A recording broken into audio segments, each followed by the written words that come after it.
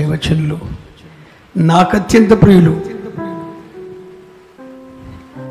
క్రైస్తవ తెలుగు జాతి ప్రజలకు ఒక మార్గదర్శిగా ఉన్న దైవజనులు జెఫన్యా శాస్త్రయ్యని బట్టి ప్రభుని స్తుతిస్తూ ఒకసారి మీరున్న స్థలంలో లేచి నిలబడి ప్రభుని ఘనపరుస్తూ తన సేవకుని సన్మానిస్తూ స్తుతులతో హల్లెలూయా ధ్వనులు చెప్తూ ఆయన ఆహ్వానిద్దాం.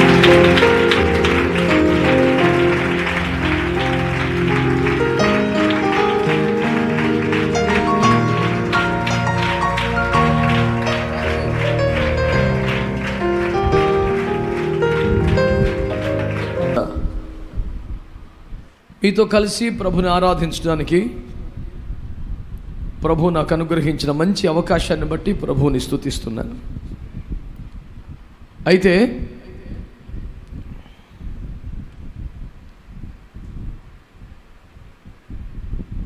దైవజనులు పరిచయం చేసినట్లుగా దేశములో మహారక్షణ కలుగుటకు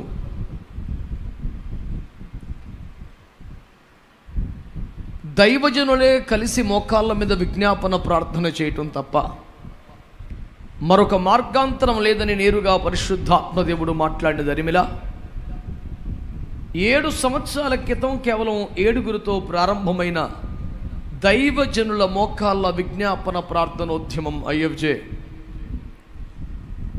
ఒక్కో పట్టణానికి విస్తరిస్తూ నేడు నెలకు కనీసం 30 చోట్ల ఒకే అంశం కొరకు ఆయా స్థలములలో ఆయా వ్యక్తులు ఒక ఎడతెగని తీవ్రమైన ధూపాన్ని పరలోకానికి ఎగదోయిచూ ఉన్నారు. వ్యక్తిగత కుటుంబ ఆర్థిక సమస్యల ప్రస్తావన లేకుండా దేశములో మహారక్షణ కలిగించమని మాత్రమే మొర్ర పెడుతున్న వేల మంది దైవజనులు ఈ తెలుగు రాష్ట్రంలో ఉన్నారు అని చెప్పడానికి నేను ఎంతో సంతోషిస్తున్నాను. ఈ విజ్ఞాపనోద్యమం ప్రారంభించబడినప్పుడు కేవలం ప్రార్థన చేయడానికి ఎవరు వస్తారు? దైవజనులు. ఏదో నీ బాధ పడలేక ఒకసారి వచ్చినా మళ్ళీ రెండోసారి మటుకు రారు.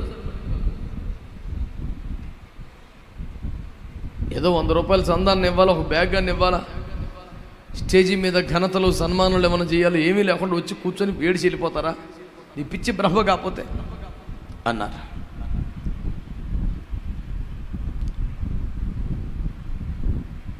ఇలా అంటున్నారు అయ్యగారులందరినీ ప్రభు దగ్గర మొరపెడితే ప్రభు ఇశ్రాయేలులో నేను పోగు చేయబోతున్నాను. ఇశ్రాయేలు అంటే దేవునితో మనుషులతో పోరాడి గెలిచే ప్రార్థనా పరులందరినీ నేను సమకూరుస్తానని ప్రభు అన్నారు. ఆ ఒక్క మాటను పట్టుకొని ప్రారంభిస్తే ఈ రోజున ఒక్కొక్క ఐఎఫ్జేలో 50 మంది 70 మంది ఉన్నాయి. 300 400 మంది నెలకు పోగుబడే వాళ్ళు ఉన్నారు.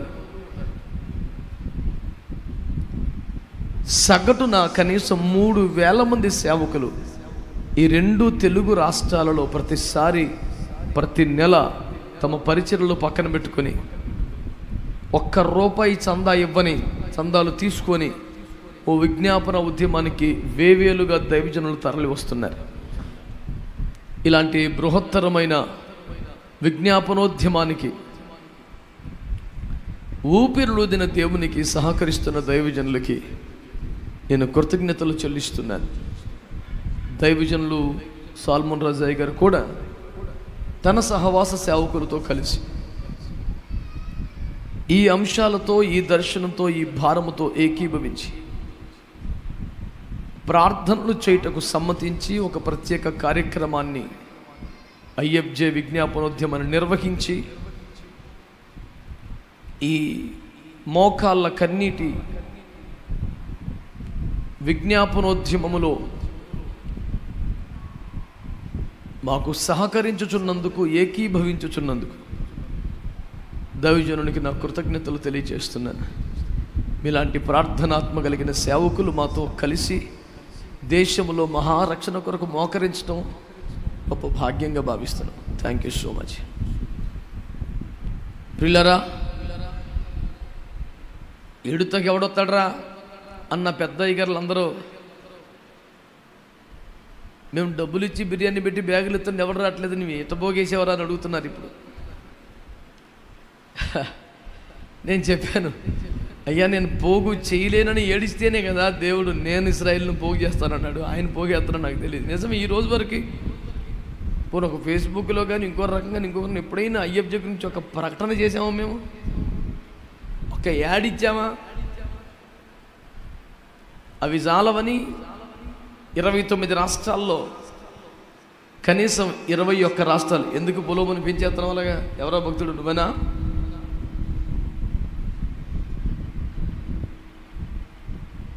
కనీసం 21 రాష్ట్రాల్లో ఐఎఫ్జే పక్షంగా పరిచర్లు ప్రారంభించబడ్డాయి. అత్యంత కఠినమైనటువంటి జార్ఖండ్ రాష్ట్రంలో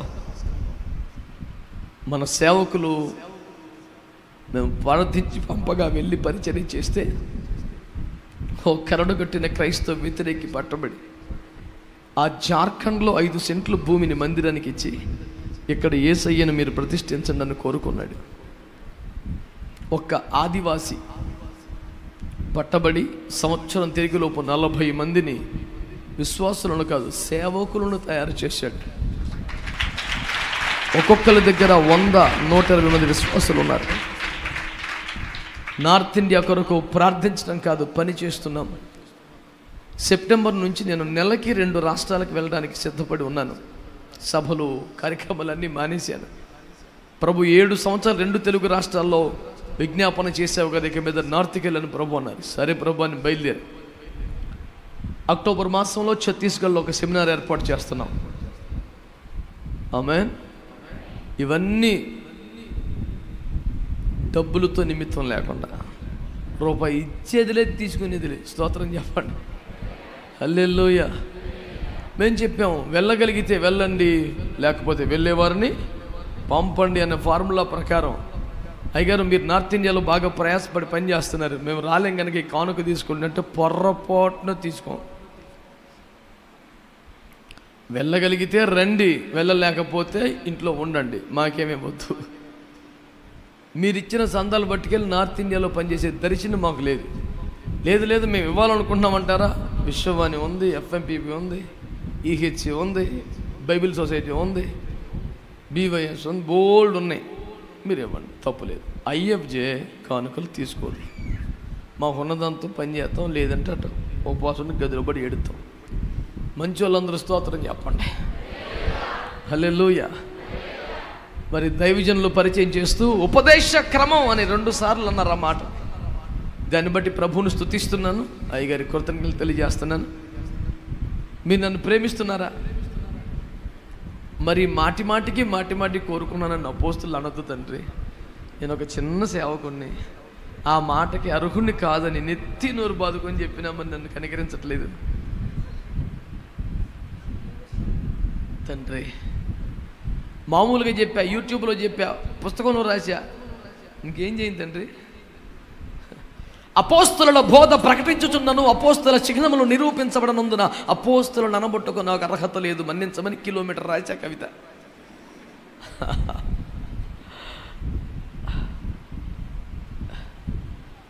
హల్లెలూయా. మంచిది పిల్లారా, మీతో కలిసి ఉండడం గొప్ప భాగ్యం. జూలై 26 మొదలుకొని సెప్టెంబర్ 2 వరకు 14 సెమినార్లు ఉన్నాయి. ఐఎఫ్జే ప్రాంతీయ సెమినార్లు. ఈ ఊరు నుంచి ఆ ఊరు, ఈ ఊరు నుంచి ఆ ఊరు. ఇప్పటి వరకు గుంటూరులో, మార్కాపురంలో, కర్నూలులో, భీమవరంలో, అమలాపురంలో, రాజమండ్రిలో, ఈరోజు గుడివాడలో ఈ సెమినార్లు ముగించాం. ఐఎఫ్జే ప్రార్థనలకు 3 గంటలు చేసాం. ఫుల్ సెమినార్లు 2 రోజులు, పగలో రాత్రి, పొద్దున మధ్యాహ్నం నాన్ స్టాప్ కోటాలే. జూలై 26 నుంచి ఒక పూట గ్యాప్ లేదు. అయ్యగారేమో 2 రోజులు రమ్మంటారు. సెప్టెంబర్ 2 వరకేమో అసలు సందు లేదు. ఆ తర్వాత కొంచెం విరామం ఉంది. వారి ప్రేమను కాదనలేము.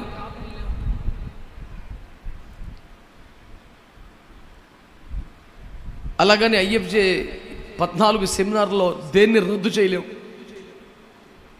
అందుకని ఈసారికి నా ముఖం చూపించి వెళ్ళిపోతాను అయ్యా. నన్ను చూడాలని మీకున్నట్టే మిమ్మల్ని చూడాలని నాకు కూడా ఉంటుంది కదా, వచ్చిపోతానంతే.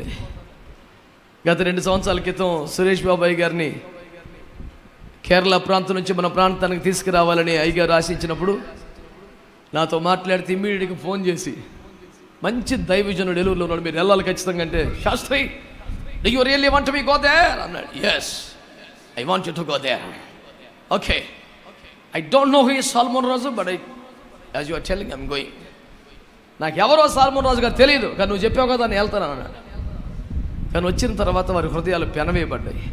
ఒకరినొకరు ప్రేమించుకొని, గౌరవించుకొని, సన్మానించుకొని ప్రభు ప్రేమలో సాగుతున్నారు. చాలా సంతోషం, దేవునికి స్తోత్రం. అంచేత నా వ్యవహారం ఏంటి, నేను ఒక వేదికగా, నేను ఒక వారధిగా ఉంటే చాలు. దేవునికి స్తోత్రం. ఇదంతా ఎందుకు చెప్తున్నాను, పెద్ద ఎక్కువ చెప్పేది ఏమి లేదంట. దేవునికి స్తోత్రం కలుగునగాక. హల్లెలూయా. మీరందరూ కొంచెం సపసపగా సలసలగా చెప్తున్నారు. ఆరోగ్యం లేదు, ఓపిక లేదు, తీరిక లేదు. ఈరోజు ఇది అయిపోయిన తర్వాత రాత్రంతా ప్రయాణం చేసి ఉదయాన్నే విశాఖపట్నం చేరి 6:30-7 అవుద్దు కొంపకెళ్ళేపాటికి గబగబా స్నానం చేసి మళ్ళీ సంఘ బిడ్డలందరినీ ఒక బస్సులో తీసుకొని తుని రావాలి. మా సంఘంలో ప్రియమైన కుమారుడు ఒకడు మొన్న చనిపోయాడు. అతని యొక్క జ్ఞాపకార్థకుడికి చేసి మళ్ళీ సాయంత్రానికి వెళ్ళి ఉపవాస ప్రార్థనలో ఉండి, ఆదివారం మనకు 3 సంఘారాధనలు, 3 సంఘారాధనల మధ్యలో 2 గంటల నుంచి 4 గంటల దాకా మరొక సంఘంలో బాప్తిస్మలు కావాలంటే ఎక్కడ గ్యాప్ దొరక 2 నుంచి 4 వస్తాను అని చెప్పాను. రేపు 4 ఆరాధనలు చేసుకొని రేపు నైట్ మళ్ళీ ప్రయాణం చేసి సోమవారం పొద్దున్న కల్లా ఉయ్యూరులో పెళ్లి చేయాలి. సోమవారం సాయంత్రం నందిగామలో అయ్యప్ప సెమినార్ ఉంది. ఈ ప్రకారం సెప్టెంబర్ 3 దాకా ఉంది. ఈ ఒక్క పూట ఎగ్గొడితే నాకు చాలా రిలాక్స్గా కొంచెం తెప్పరిడుద్ది ప్రాణం, ఓపిక వచ్చింది. ఈ పూట సరిపెట్టుకుంటే ఇంతే సంగతులు చేత చవలినంటే మేనమాయికి ఉంటుంది అసలు. కానీ మరి ప్రేమ గొప్పది, స్తోత్రం. కనుక ప్రసంగించడానికి రాలేదు, ఆత్మ అనుగ్రహించి ఐక్యతను కాపాడుకునే మెలకువ కలిగిన వానిగా ప్రేమలో ప్రయాసపడటానికి, ప్రసంగంలో ప్రయాసపడటానికి ఏం కాదు. వచ్చాను. మరి వచ్చిన తర్వాత ఆకలితో ప్రజల్ని బాధ పెట్టడం తప్పు కదా, 4 ముద్దలు ఎట్టాల. మరి పెద్ద పెద్ద అయ్యగారులు, పెద్ద పెద్ద దైవజనులు వచ్చారు, పెద్ద పెద్ద మాటలు చెప్పారు. నాలాంటి బుడ్డోడికి ఏం చెప్తే ఎక్కుద్ది మీకు? బిర్యానీలు తినేసాక పచ్చిపులుసు చూడండి తింటాడా అయ్యా?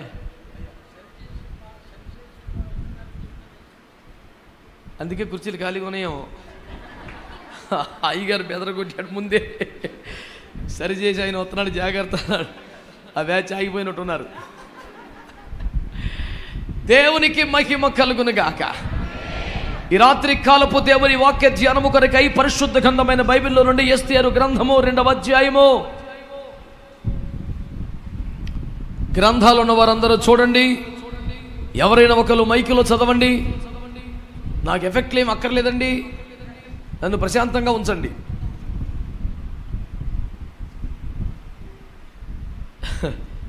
మైకులో చదువుతారు ఎవరన్నా? ఉందా ఏర్పాటు?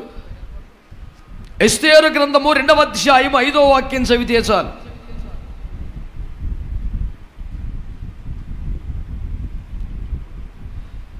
షూషను కోటలో బెన్యామీనీయుడగు కీషునకు పుట్టిన షిమీ కుమారుడగు యాయీరు వంశస్థుడైన మొర్దెకై అను ఒక యూదుడుండెను. ప్రేమ కలిగిన మా మహాపరిశుద్ధ తండ్రి, ప్రాణాత్మ దేకములతో మీకు లొంగిపోతున్న అల్పదాసుని అగ్ని చేత కాల్చి పరిశుద్ధపరిచి అభిషేకించి మీ అద్భుత హస్తములో నుంచి వాడుకొని మహిమ పొందమని, మీ శైలిలో, మీ స్థాయిలో మీ కార్యమంతా చేయగల కార్య సాధకుడుకు పరిశుద్ధాత్మకు అప్పగించుకుంటూ యేసు నామములో ప్రార్థించి పొంది ఉన్నాము తండ్రి, ఆమేన్.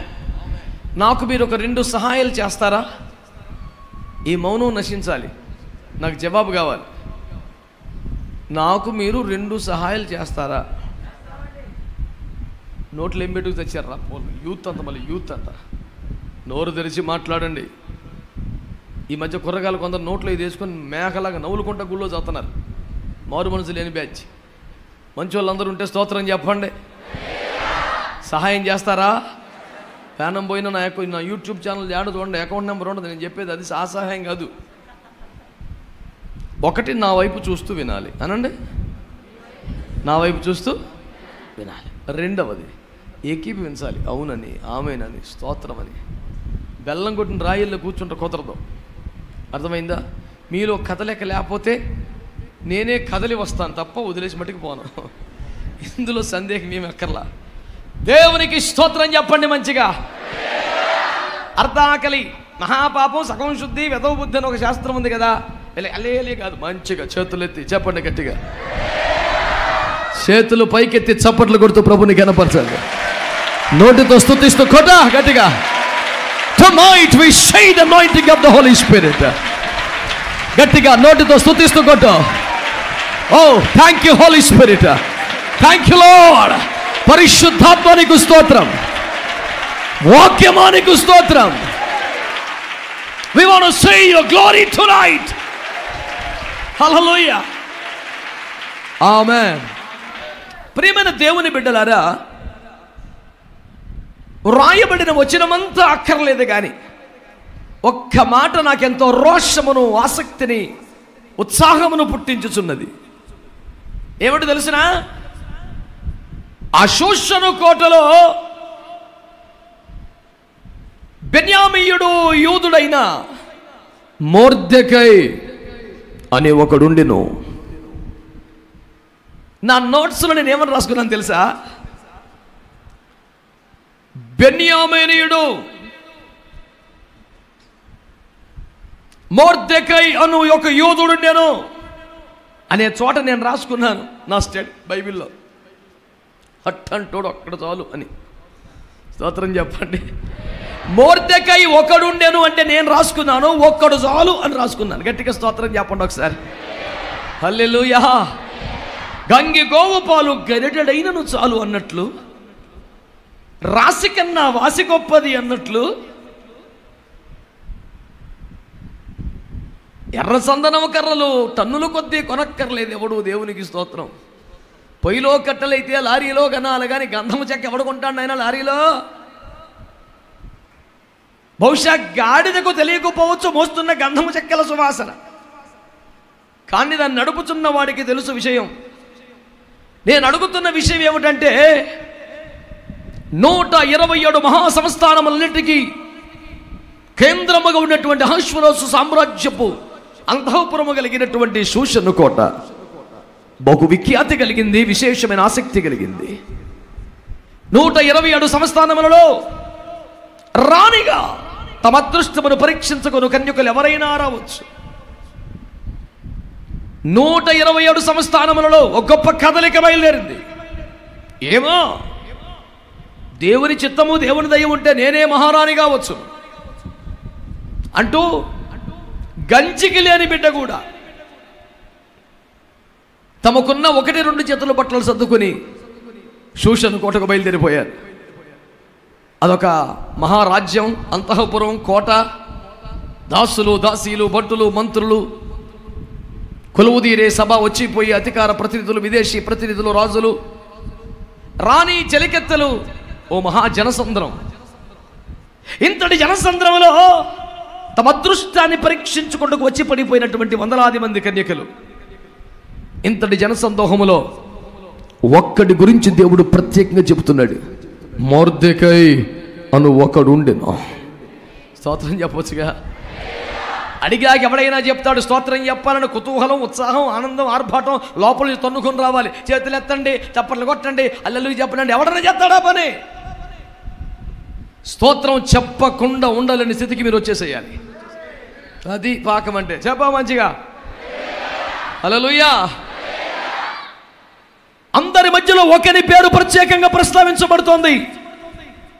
నిజమే. యోబు గ్రంథం 1వ అధ్యాయం 1వ వచనం తర్వాత చదువుకోండి.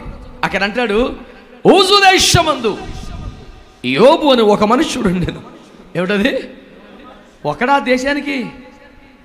పల్లెటూరుకు పోతేనే జనం కనబడుతున్నారే, పంచాయతీ జనాభానే లక్షల్లో ఉంటుందే. ఊజు దేశమందు యోబును ఒక మనుషుడా? నిజంగా దేశంలో ఒక్కడే ఉంటాడా? ఒకడే ఉంటే దాన్ని దేశం అంటారా? జవాబు మీకు తెలుసు.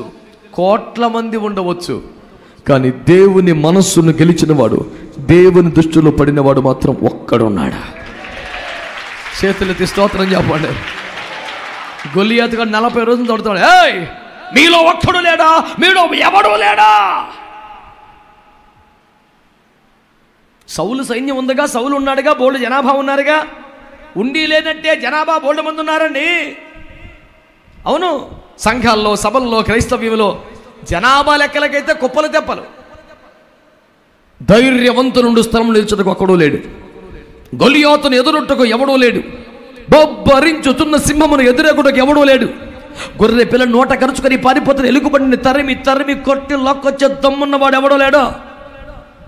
ద్రాక్ష తోట వద్ద కాపు కాచిన సింహాన్ని చేతిలో ఏ దమ్ము లెక్కను చంపగలిగిన వాడు ఎవడో లేడు, ఒక్కడూ లేడు. ఎవడూ లేడా ఎవడూ లేడని నడుస్తుంటే ఓ బాలుని స్వరం వినబడుతోంది. ఓ బాలుని స్వరం వినబడుతోంది. జీవము గల దేవుని సైన్యమును ధృవీకరించుటకు సున్నత లేని ఫిలిష్తీయుడు ఏ పాటివాడు. గట్టిగా మీ నోట స్తుతి ఉండాలి, కేకలు వేయాలి, ఆర్భటించాలి, సింహగర్జన చేయాలి.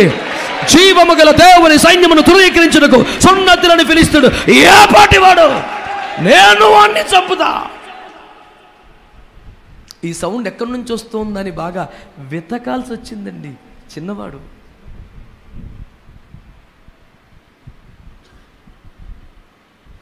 he was small but powerful. He was not professional but anointed. He was the meekest boy but never weakest person. అన్నయ్య గోమది కొట్టాడు, రాజుగారు నీళ్లు చల్లారు. ఉద్యమం ఎక్కడ ఆగదు.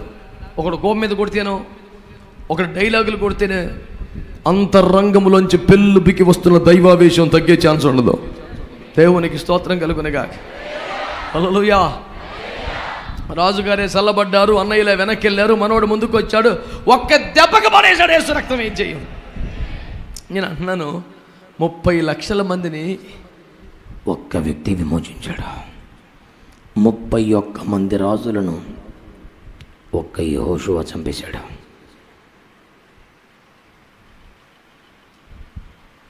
ఒక్కడు ఫిలిష్తీయుల వెన్నుకు పుట్టించిన వాడు ఒక్కడు. కదర్లోయమ రాజులను గజగజలాడించిన వాడు ఒక్కడు. సొదొమ రాజులను వారి భార్య బిడ్డలతో కాపాడిన వాడు ఒక్కడు. మా కుటుంబంలో ఇంకెవరు మారలేదండి. మా ఇంట్లో అంత వ్యతిరేకత అండి. మా ఊర్లో చాలా ఇబ్బంది అండి. నేను ఒక్కనే మెల్లిగా ఏదో లాగుతున్నాను అండి. రోషం తక్కువ మాట్లాడకో. నువ్వు ఒక్క దానివి చాలు, నీ ఒక్కడివి చాలు. నువ్వు నిలబడితే దేవుని కొరకు భీకరమైన కార్యములు చేయగల అద్భుతమైన వాడు. దేవునికి స్తోత్రం కలుగునుగాక. హల్లెలూయా చెప్పండి, హల్లెలూయా చెప్పండి. ఈరోజు ప్రభు మనతో మాట్లాడుతున్న మాట ఏంటంటే, షూషను కోటలో మొర్దెకై అని ఒకడుండును. ఆ ఒక్కడిని గురించి ఈ ఒక్కడేమంటున్నాడంటే, అట్టంటాడు ఒక్కడు చాలు.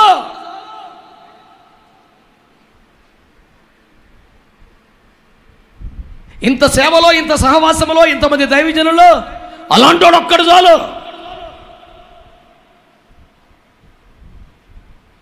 టన్నులు కొద్ది ఓడ సరుకుని సముద్రం పొలు చేయడానికి యోనాలు అంటాడు ఒక్కడు చాలు.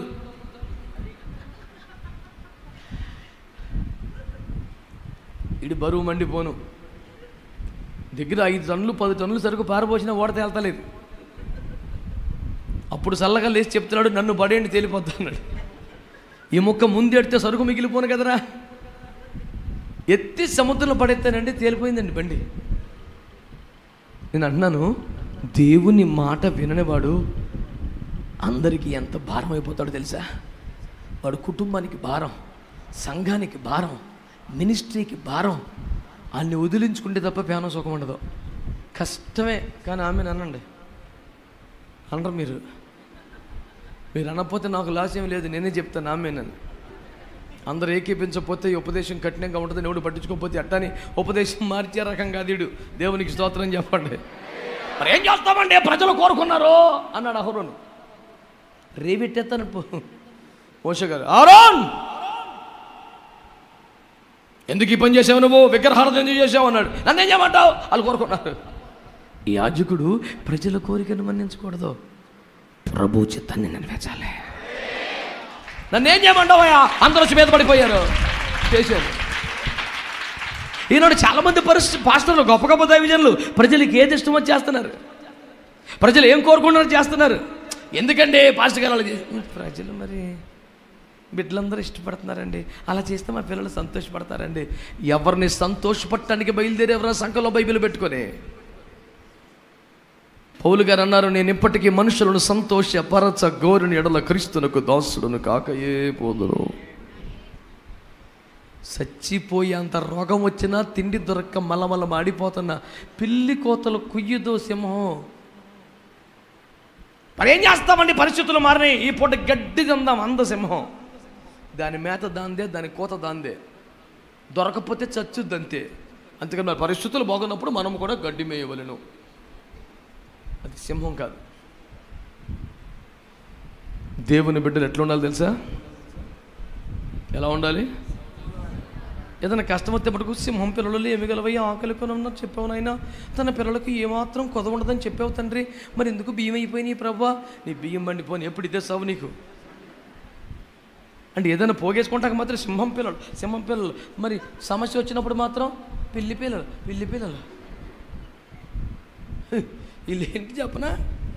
ఎత్తుకుంటాక పెద్దోళ్ళు అయిపోయి, నడుతాక చిన్నోళ్ళు అయిపోయారు. మనం మోసుకెళ్తామంటే అంత మొత్తం పోనీ వదిలేసి అడవమంటే వాళ్ళకి ఇంకా అంత బలం లేదు. వాళ్ళని మొయ్యలేవు, వదలలేవు. వాళ్ళతో రోజు సభే చచ్చింది మాకు. అందరికుంటారా బ్యాచ్? పుట్టిన పిల్లలందరూ ఒకరోజు పుడతారా ఒక వయసులో ఉంటాకి? అందరినీ సావాలి ఎట్టకట్ట. మరి మోసే గారు ఏమన్నారు? ఏం చేస్తామండి, మేము మెడకు కట్టుకున్నాం వీళ్ళని, స్తోత్రం చెప్పండి. చెప్పరు మీరు? దేవుడు మిమ్మల్ని దీవించిన గాక.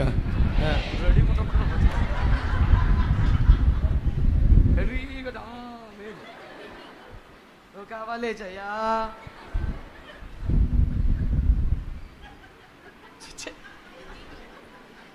చేతులు దేవుణ్ణి మహింపరచడానికి అలా ఉండాలి. ఎప్పుడు ఎలాగ చేతులు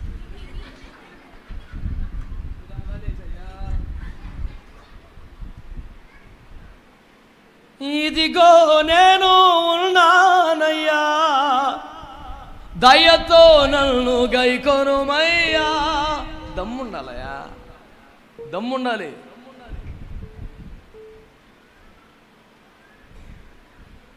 ఎంతసేపు నువ్వు రావాలేసయ్యా. ఇంకొకడు ఉన్నాడు కాకినాడు, నన్ను ఎత్తుకో ఏసయ్యా.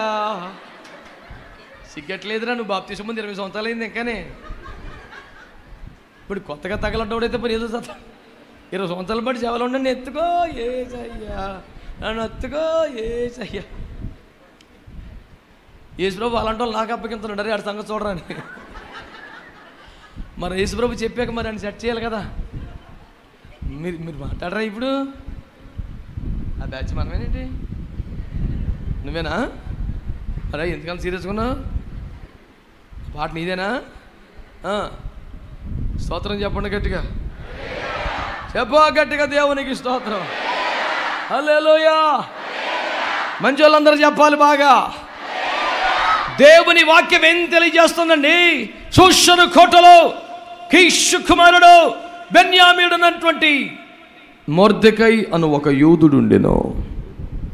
కోట్ల మందిలో దేవుని చేత గుర్తించబడే బతుకు బతకాలి అనే కసి మీకు ఉండాలి. అర్థమైందా? ఇన్ని కోట్ల మందిలో నేను రక్షించుకున్నాడుగా కదా, ఇన్ని కోట్ల మందిలో నేను పేరు పెట్టి పిలుచుకున్నాడుగా, మహిమగల తన సేవకు నీకు అవకాశం ఇచ్చాడుగా, తన సన్నిధి భాగ్యం నీకు అనుగ్రహించాడుగా, తన వాక్కు నీ మీద విడుదల చేశాడుగా, తన కార్యం నీ మీద జరిగించాడుగా, ఎవరికి లేని ఎన్నో భాగ్యాలు ఆశీర్వాదాలు నీ కుటుంబంలో నెరవేర్చాడుగా. ఇంత చేసిన తర్వాత కూడా కోట్లాది మందిలో దేవుని దృష్టిని ఆకర్షించగలిగిన ఒక ప్రత్యేకమైన బ్రతుకు బతకాలన్న కసి నీకెందుకు ఇంకా లేదు?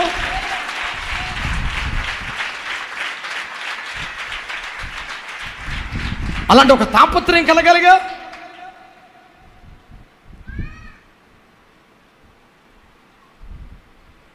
విశేషమైన కృప నేను పొందినందున విశేష ఆసక్తి కలిగి ప్రయత్నం పడతాను అనే ప్రయత్నం నీలో ఉండాలిగా.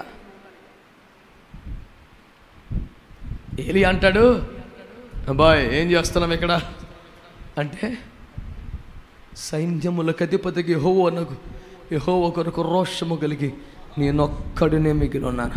మరి ఎవరు లేరు, అందరూ వాళ్ళు పని ఒక్కడే ఈ పని చంపేస్తానంటుంది, నా భయం చేస్తుంది, నేను వదిలేస్తాను ఈ సేవ. నేనొక్కడనే ఉన్నాను, కానీ రోషంగానే ఉన్నాను. స్తోత్రం చెప్పరే.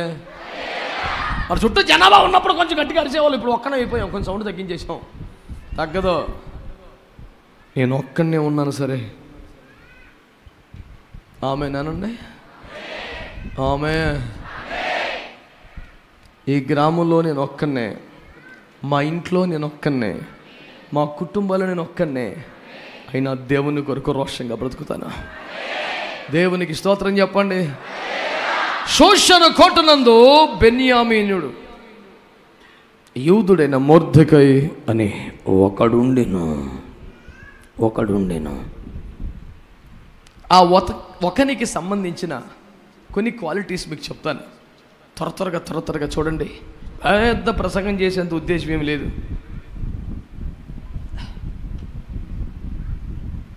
4 మాటలు చెప్తాను, వినండి చాలు. ఎస్తేరు గ్రంథము 3వ అధ్యాయం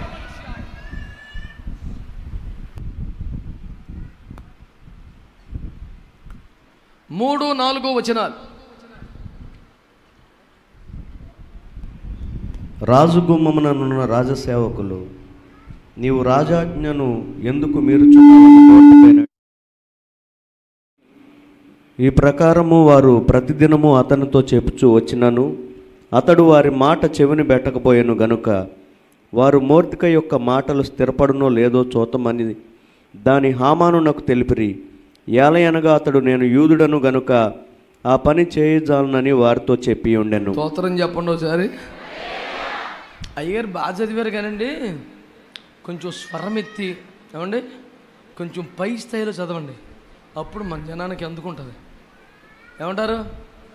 సీరియస్ చూస్తామంటే బాబు నేనేమన్నా నిన్ను కొంచెం స్వరం ఎత్తి చదవమన్నాను అంతేగా. అందుకు యేసయ్య అనొచ్చు, అందుకు యేసు, అది పై స్థాయి. నేను కోరుతుంది అది. బిగ్గరగా స్వరం ఎత్తి గలమెత్తి దారిపోడు కొనుకొచ్చేలేసి రక్తం ఇచ్చి స్తోత్రం చెప్పండి గట్టిగా. మంత్ర స్థాయిలో ఎన్ని పాటలను వాయిద్దాం, చిరకు వచ్చేదా, ఈ చివరికి రావాలి బోర్డు అంటే అక్కడక్కడ వాయిద్తే బాగుంటుందా? ఇట్లా పరిగెత్తుకొని రావద్దు. ఏమన్నాడు?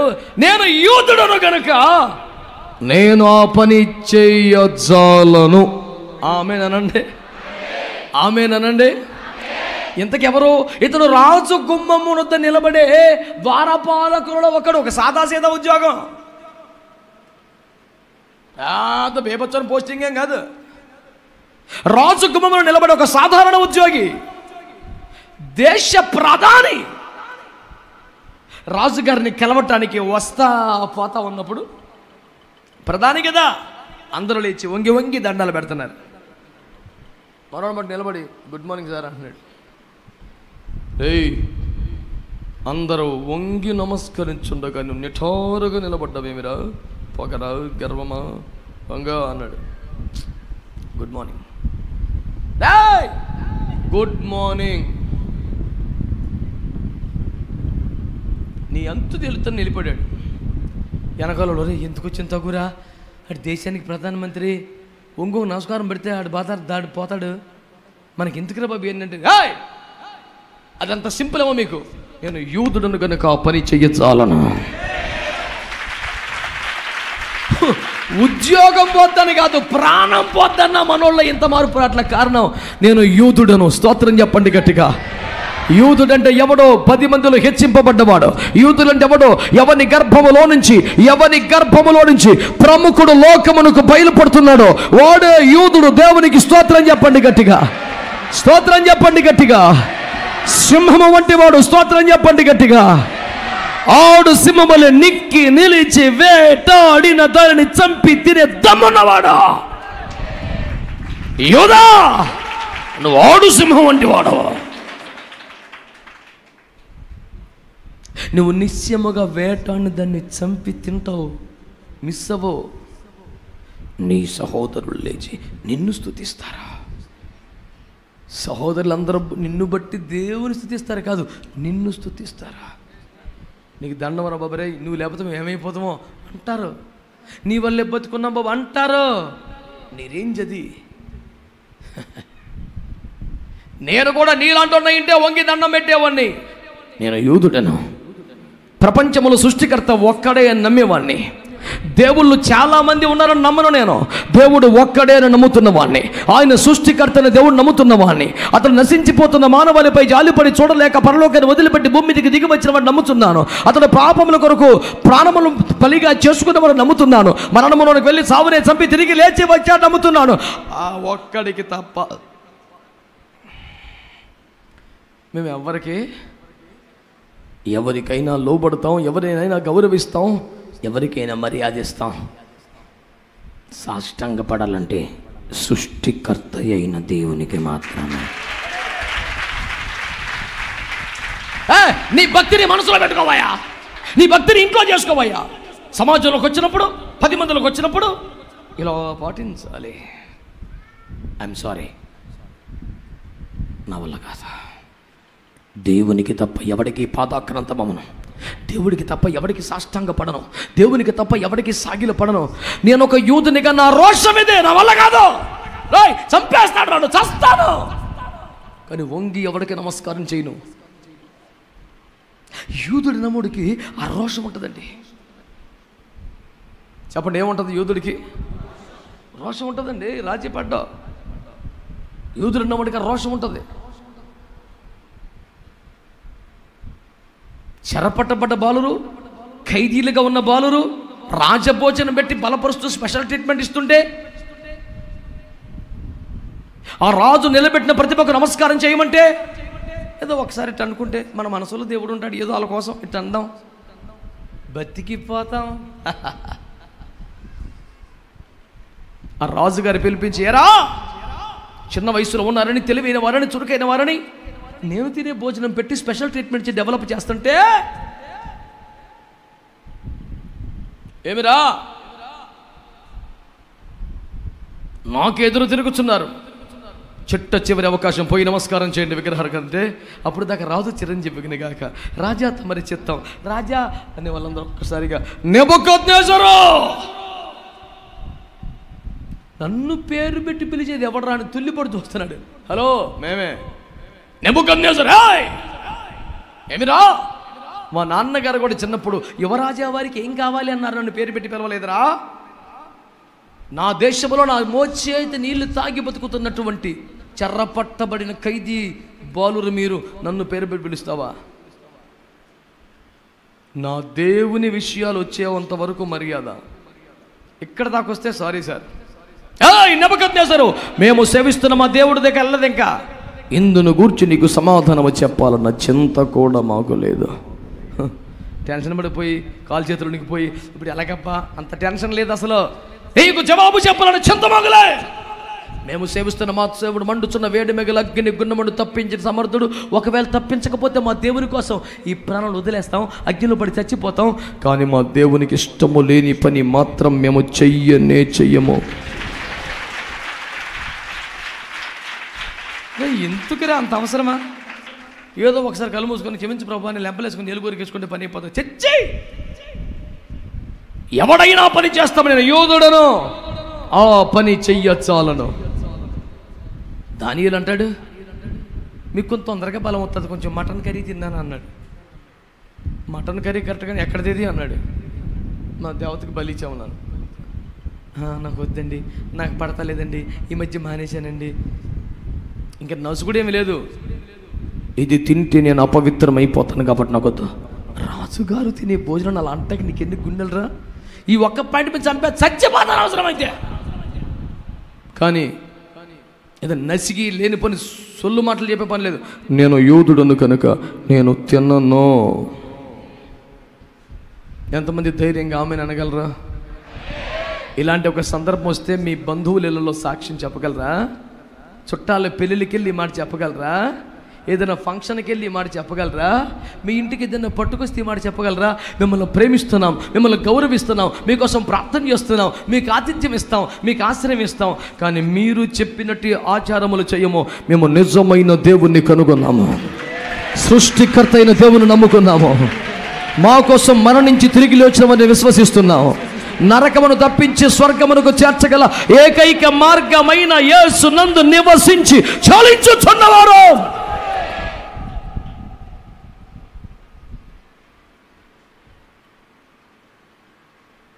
నా భార్య యొక్క మేనమామలు ఇంకా విగ్రహారాధికులే, కాస్త సంపన్నులే.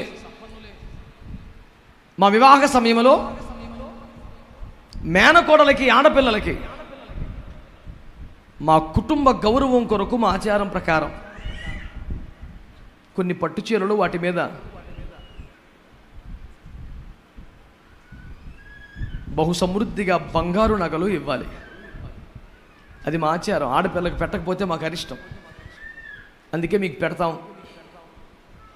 మావయ్య, నేను వెండి బంగారు ఆభరణాలన్నీ వేసుకోవటం మానేశాను, సమర్పించుకున్నాను, మీకు తెలుసు కదా.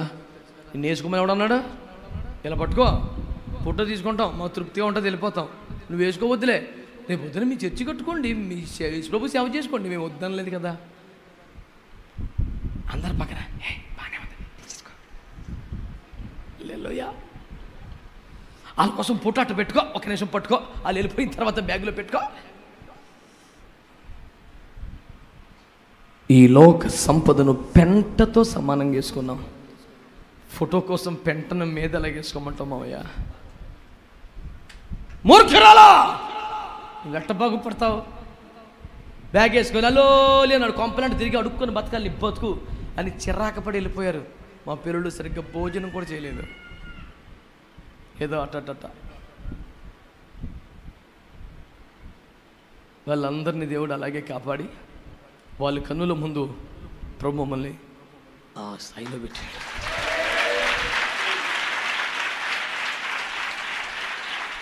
నా దేవుని కొరకు నాకే అంత రోషం ఉంటే నా దేవుడికి ఎంత రోషం ఉంటుందండి? స్తోత్రం చెప్పరు మీరు? స్తోత్రం చెప్పండి గట్టిగా. హల్లెలూయా. ఆయన ఏమనుకున్నారండి? రోషం గల దేవుడు కదా. స్తోత్రం చెప్పరే గట్టిగా. నన్ను ఘనపరచువారు నేను ఘనపరుస్తాను. దేవునికి స్తోత్రం కలుగునగా. చెప్పండి గట్టిగా. హల్లెలూయా. ఓరు బాబా, ప్రార్థన పేరు మీద చచ్చిపోతావు, పెనం మీద తెచ్చుకుంటావు ఎందుకురా? ఒకసారి దండం పెట్టాయి పోతుంది, ఎందుకు వచ్చిన సాగు? పోతే ప్రాణమైన పోవాలి, కానీ నేను చేసుకున్న నిబంధన మేరన పోతే ప్రాణం పోవాలి, తీర్మానం పోకూడదు. అంత రోషం ఏంట్రా నీకు? అవును, నేను రోషము కలిగిన క్రీస్తువనే. ఆమేనండి. వంగి నమస్కారం పెట్టే పరిస్థితి దేవుడికి తప్ప మరొకరికి సాష్టాంగపడే పరిస్థితి క్రైస్తవుడికి ఉండకూడదు. సాష్టాంగ దండ ప్రమాణము చేయవలసి వస్తే ఒక దేవుడికి.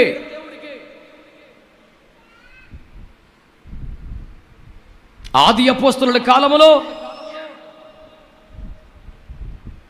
అద్భుతములు, ఆశ్చర్య కార్యములు, భీకర కార్యములు చేస్తున్న అపోస్తలను చూసి అమ్మో వీళ్ళు దేవుళ్ళు, దేవతలని జనం గోలగోలు చేశారు. అప్పుడు మన అపోస్తలు ఏం చేశారు? చిద్విలాసంగా సింహాసనం కూర్చొని ఏమనుకున్నావు అన్నాడా? బట్టలు చింపేసుకొని రోడ్డు మీద పొరలాడి ఏడిచేసి, ఇలారా మమ్మల్ని ఎందుకు మీరు అలాగంటున్నారు? మేము మీలాంటి మనుషులమే, మా శక్తి చేతనైనా మా బలము చేతనైనా మేము ఇట్టి కార్యములు చేసామనుకుంటున్నారా? అయ్యయ్యయ్యో, ఇది కేవలం ఆయన శక్తి, ఇది కేవలం ఆయన కృప, ఇది కేవలం ఆయన కార్యం. మేము మీ వంటి నరులమే అన్నారు అపోస్తలుడు. ఎవ్వరు స్తోత్రం చెప్పరే? అపోస్తలుడు అంటే ఏంటనుకుంటున్నారు? అపోస్తలుడు ఏంటనుకుంటున్నారు? పొగడ్తకు మురిసిపోతాడా? మాట్లాడరే. మెచ్చుకుంటే పొంగిపోతాడా? సాష్టాంగ దండ ప్రమాణం చేసి స్థితివిలాసంగా ఓకే భక్తులారా అంటాడా? లో బట్టలు చింపేసుకొని పొరలాడి ఏడుస్తున్నాడు. అబ్బా ఇది తప్పిది. మేము మీలాంటి వాళ్ళం, మీ తోటి మనుషులు, మేము అలా చేయడానికి లేదు. పరలోకమును దిగివచ్చిన ఒక ప్రధాన దూతే కదా అపోస్తలుడు సాష్టాంగపడిపోతే, వద్దు సుమి, నేను నీ సహదాసుడను. పరలోకములో ఉన్న ప్రధాన దూతల్లో ఒకడు తనకు సాష్టాంగ నమస్కారం చేస్తే, అమ్మ బాబాయ్ వద్దయ్య బాబు నేను నీలాంటూనే అంటే మనం ఎలా చేస్తాం, ఎలా చేయించుకుంటాం.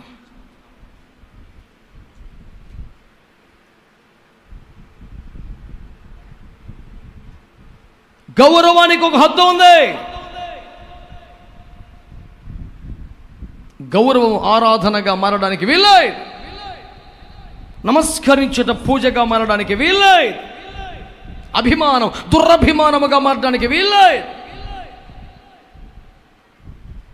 నువ్వు యూదుడవైతే, నువ్వు క్రైస్తవుడవైతే, అపోస్తలుల బోధన ఉన్నవాడైతే ఈ రోషం నీకు ఉండాలి.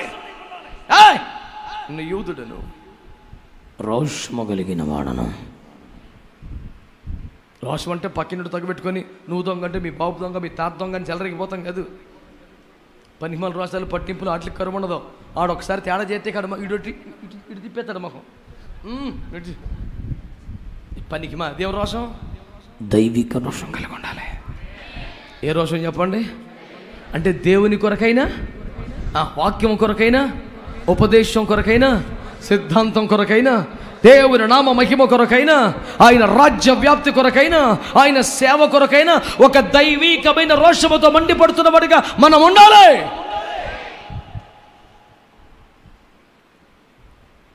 మమ్మల్ని కాక నమస్కారం పెడుతున్నారని చెప్పేసి ఓ పొంగిపోయారు అపోస్తలు, బట్టలు చింపుకొని నడిచేశారు. ఒకసారి పౌలయ్య గారు ఓ పట్టణంలోకి వెళ్తే ఓ వ్యక్తి వచ్చి, ఇతడు నిజముగా దేవుని సేవకుడు, ఇతడు పరలోక మార్గాన్ని మీకు ప్రకటిస్తాడు, రక్షణ మార్గం బోధిస్తాడు అని చెబుతుంటే, వెరీ గుడ్, థ్యాంక్ యూ అన్నాడా? ఏయ్ దయ్యమా, స్తోత్రం చెప్పరా. ఇప్పుడు ఆ దయ్యం అబద్ధం చెప్పింది. అసలు పౌలు గారి నుంచి కరెక్టే చెప్పిందిగా. మన గురించి మరి మనకు ముందు 5 నిమిషాల ముందు గట్టిగా మంచి మంచి మాటలు చెప్తే హల్లెలూయా స్తోత్రం ఆమేన్. పౌలు ఏమన్నా తెలుసా? ఆ మాటలు మాట్లాడితే, ఏయ్ దయ్యమా పో. పౌలు గారు ఎల్లగొట్టిన దయ్యాన్ని ఇప్పుడు కొంతమంది డబ్బులు ఇచ్చి అపాయింట్ చేసుకుంటున్నారు. ఆడికో 10,000 జీతం ఇస్తారు నెలకి. ఆడు అయ్యగారి ముందు వచ్చేసి ముందు, మరి అయ్యగారు మరి సామాన్యులు కాదు, గొప్ప దైవజనులు, ప్రపంచవ్యాప్తంగా అంతర్జాతీయంగా ఇడిలాగా అయిపోతుంటాడు.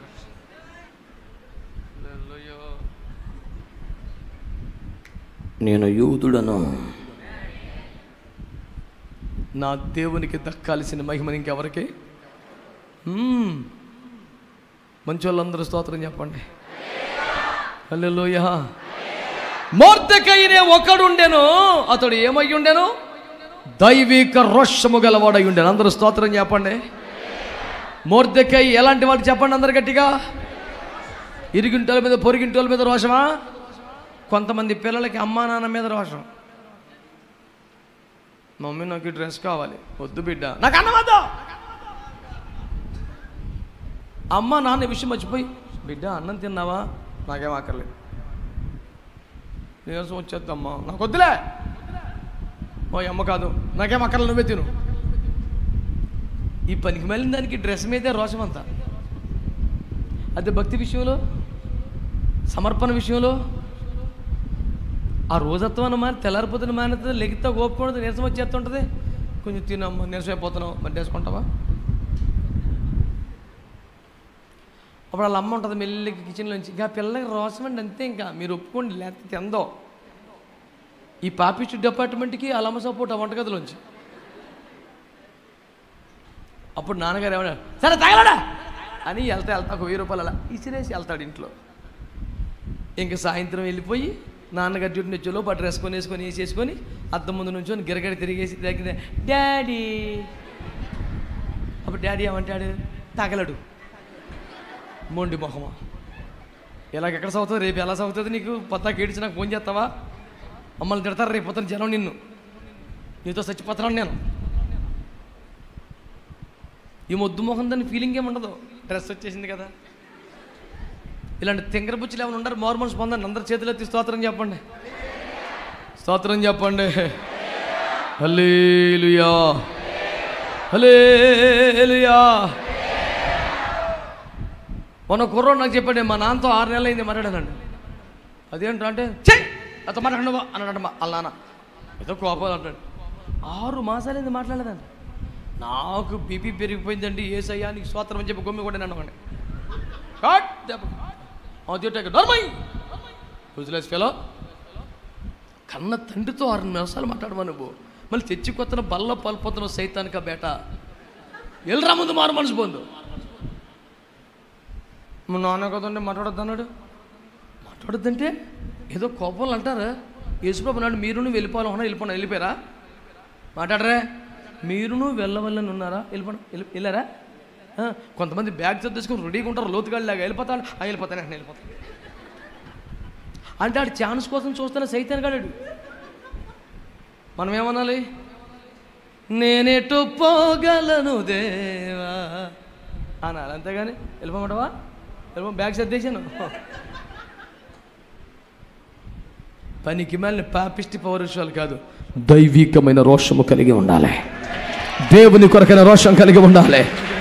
దేవుని మహిమను ఎవరికి ఇవ్వనని రోషం కలిగి ఉండాలి. దేవునికి తప్ప ఎవరికి వంగి నమస్కరించిన రోషం నీకు ఉండాలి.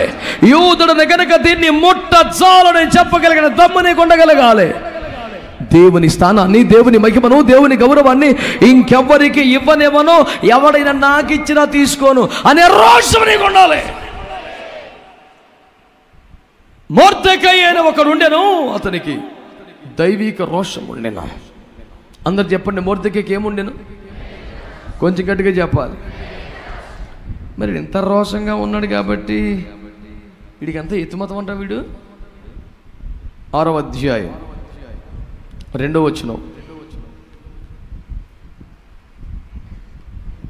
ద్వారపాలకులైన బిక్తాను, తెరెషు అను రాజు యొక్క 2 నపుంసకులు రాజైన అహష్వేరోషును చంప యత్నించిన సంగతి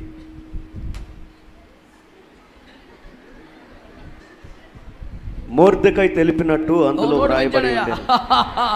దేవునికి స్తోత్రం.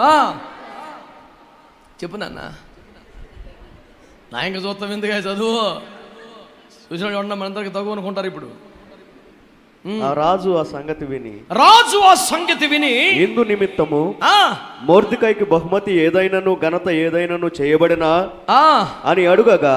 ఇప్పుడు ఒకసారి అందరూ స్తోత్రం చెప్పండి. నా వైపు చూస్తూ గట్టిగా స్తోత్రం చెప్పండి. విషయం ఏమిటంటే, ఈ మొర్దెకై రాజు గుమ్మములు ఉండేవాడు కదా. ఓసారి అండోయ్ అతడు గుమ్మం దగ్గర కావలి కాస్తుండగా అక్కడ ఒకరు రాజు మీద కుట్ర చేయటాన్ని గమనించాడు. రాజుగారి గుమ్మలోంచి వస్తాడు. ఏసేయి అని ఇద్దరు మాట్లాడుకోవడం చూశాడు. నా రాజును చంపుతారట్రామని వాళ్ళిద్దరిని ఒక్క దెబ్బకి వేసేసి రాజుగారిని కాపాడాడు. ఇది రాజు యొక్క చరిత్ర పుస్తకంలో రాయబడింది, రికార్డ్ చేయబడింది. ఒక రాజుగారు ఈ సమాచారం చదివి, అవునా, తన ప్రాణమునకు తెగించి నా ప్రాణమును కాపాడా, ఆఫ్టర్ ఒక చిరు ఉద్యోగి లైఫ్ రిస్క్ చేసి నన్ను కాపాడా, అతనికి ఏమైనా బహుమానం ఇచ్చారా అని ఎంక్వైరీ చేశాడు. ఇప్పుడు నేను అంటున్నాను ప్రధానమంత్రికి వంగి నమస్కారం చేయమంటే చేశాడా? చెప్పాలి గట్టిగా. హెచ్చరించాకైనా చేశాడా? కానీ రాజుగారికి ప్రమాదం వస్తుందంటే ఖాళీగా ఊరుకున్నాడా? చెప్పండి గట్టిగా. విగ్రహారాధన చేయలేదు కాబట్టి, మనుషులకు వంగి దండాలు పెట్టలేదు కాబట్టి ఇతడికి దైవిక రోషం ఉన్నది, కానీ దేవుని పట్ల ప్రేమ ఉన్నది తప్ప దేశం పట్ల భక్తి లేదు, ప్రభుత్వాల పట్ల గౌరవం లేదు అని దుష్ప్రచారం చేయడానికి ప్లాన్ వేశారు కొందరు. రాజా, ఒకడికి తమరంటే గౌరవం లేదు, తమరి మాట లెక్క చేయడం లేదు, అలాంటి వాడిని ఉంచకూడదు, వేసేయాలి అని ఉరికొయ్యలు కూడా ప్రిపేర్ చేసేస్తున్నారు. నిజానికి ఇతడు దేశభక్తి కలిగిన వాడు. దైవికమైన రోషం ఎంత కలిగి ఉందో, తన రాజ్యం బాగుండాలి, తన రాజుగారి క్షేమంగా ఉండాలి, అవసరమైతే తన రాజు క్షేమం కోసం తన ప్రాణాలకు తెగించి మరీ రాజుగారిని కాపాడుకున్నాడు. క్రైస్తవులు దైవికమైన రోషము కలిగిన వారు గనుక దేవుని విషయంలో రాజీ పడే భక్తి చెయ్యరు గనుక, దేవునికి ఇచ్చి ఆరాధన ఇంకొకరికి ఎవరు గనుక, దేవునికి సాష్టాంగ పడ్డట్టుగా మరొకరికి సాష్టాంగ పడరు గనుక, దేవుడికి ఇచ్చే స్థానాన్ని తమకెవరిచ్చినా తీసుకోరు గనుక వారికి దేశభక్తి కూడా లేదనుకుంటున్నారా? అది ఒక కుట్రపూరితమైనటువంటి దుర్మార్గ దుష్ప్రచారం మాత్రమే క్రైస్తవులకు దేశభక్తికి ఎవరికి లేదని మీకు మనవి చేస్తున్నాను. స్తోత్రం చెప్పండి గట్టిగా. హల్లెలూయా, హల్లెలూయా. క్రైస్తవులు అంటే ఎవరో రాజును కాపాడుకునేవారు, రాజ్యమును కాపాడుకునేవారు, దేశమును గౌరవించేవాళ్ళు, దేశమును ప్రేమించేవారు. నువ్వు ఆగస్టు 15 మాత్రమే రిబ్బను కట్టుకుంటావేమో, సంవత్సరం అంతా కడుపు కట్టుకొని దేశము కొరకు కన్నీరు కార్చేవాడు క్రైస్తవుడు, అధికారుల కొరకు ఏడ్చేవాడు క్రైస్తవుడు, రాజుల కొరకు ప్రార్థించేవాడు క్రైస్తవుడు, ప్రభుత్వాల కోసం మొర్రపెట్టేవాడు క్రైస్తవుడు, నిత్యము దేశమును గుండెల మీద మోయిచున్నవాడు క్రైస్తవుడు. 3 రూపాయల రిబ్బను కట్టుకున్నాడు భక్తుడా, 3 పూట్ల కడుపును మార్చి ఏడ్చేవాడు భక్తుడా, రోడ్లెక్కి ట్రాఫిక్కి నాపి అరిచేవాడు భక్తుడా, తన గదిలో మోకాళ్ళ మీద పడి కన్నీరు కార్చి దేవా దృష్టించు మా దేశం అని ఏడ్చేవాడు క్రైస్తవుడా. దేశపు రీతులే ఖాళీయాయే, బేదరికము నాట్యము చేయుచుండే, దేవా దృష్టించు మా దేశం, నశించు దానిని బాగు చే. ఏడ్చేవాడగా దేశభక్తుడు. దేశాధికారులను దీవించుము, తగిన జ్ఞానము వారికి ఇయ్యుము, స్వార్థము నుండి దూరపరచుము, మంచి ఆలోచనలు వారికి ఇయ్యుము. ఎవరండి ఒక క్రైస్తవుడు కడుపు పట్టుకొని ఏడుస్తాడు. మంచి సహకారులను దయచేయుము దేవా. ఆమేన్. మతము అంటూ కలహాలెరగగ, నీది నాదని భేదము చూపగా, నీ మార్గములో ప్రేమ నిండి ఉందని, ఈ దేశమునకు క్షేమమునిచ్చునని, క్రైస్తవ్యము ఒక మతమే కాదని, రక్షణ మార్గమని జనులకు తెలుపుము తండ్రి. దేవా దేవా. పొద్దున్న లేస్తే ఏడిచేవాడు క్రైస్తవుడు, ఏడిపించేవాడు ఎవడో నాకేం తెలుసు, ఏడ్చేవాడు మాత్రం క్రైస్తవుడు. స్తోత్రం చెప్పరే. సంవత్సరానికి ఒకసారి దేశాన్ని జ్ఞాపకం చేసుకోవటమా, రోజు దేశం కోసం రోషంగా బతకడమా? దేవునికి స్తోత్రం చెప్పండి, అందరూ చెప్పండి.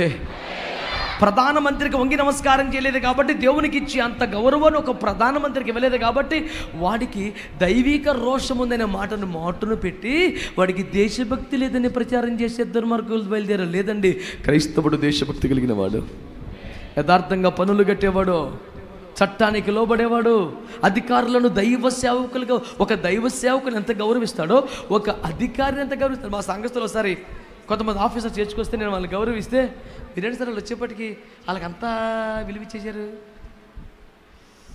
ఎంత విలువిచ్చాను? యేసులో ప్లేస్లో కూర్చోబెట్టానా, యేసుకు మానేసి వాళ్ళకి భజన చేశానా, వాక్యాన్ని ఆపేసి వాళ్ళ మాటలు వినిపించానా, ఒక మంచి కుర్చీ వేసి కూర్చోబెట్టాను. ఎందుకని? మీకు మేలు కలుగుటకు అధికారులు దేవుని సేవకులు. ఉన్నదా బైబిల్లో లేదా? ఒక దైవ సేవకుడు వస్తే గౌరవించినట్లే నేను గౌరవించినంతే. ఎందుకు సార్ అదంతా? నేను దైవభక్తి దేశభక్తి సమపాల్లో కలిగిన నిజమైన క్రైస్తవుని. చేతులెత్తి స్తోత్రం చెప్పండి. హల్లెలూయా. నెలలో 30 రోజులుంటే 30 చోట్ల దేశము కొట్టుకొని 100 మంది దైవజనులు కడుపు కట్టుకొని కన్నీరు గార్చి దేశము సుభిక్షంగా ఉండాలని, దేశములో కరువు తీరిపోవాలని, దేశంలో సకాలంలో పంటలు పండాలని, అప్పుల ఊబిలో కూలుకుపోతున్న రాష్ట్రం మరలా పైకి లేపబడాలని నెత్తి నోరు బాదుకొని ఏడుస్తున్నవాడు ఎవడైనా ఉంటే వాడి పేరు క్రైస్తవుడు. వాడికా దేశభక్తి లేనిది? మొర్దెకై తన ప్రాణమును అడ్డేసి రాజును కాపాడుకున్నవాడు. ఇలాంటి మొర్దెకై గురించి అలాంటి రాజుగారికి హామాను చెడ్డ మాటలు చెప్తున్నాడు. అధికారములో ఉన్న పెద్దలకు క్రైస్తవుల గురించి చెడు సమాచారం ఇచ్చి ఏలిన వారి యొక్క మనస్సులు పాడు చేస్తున్న హామాను ఖచ్చితంగా శిక్షించబడతాడు. ఇది దైవజనుడుగా నా హెచ్చరిక. You can take it as a serious warning from the pulpit.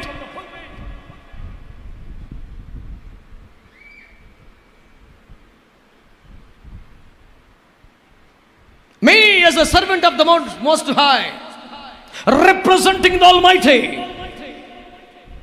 declaring that this is not good to you, whosoever you are. నీవెవరివైనను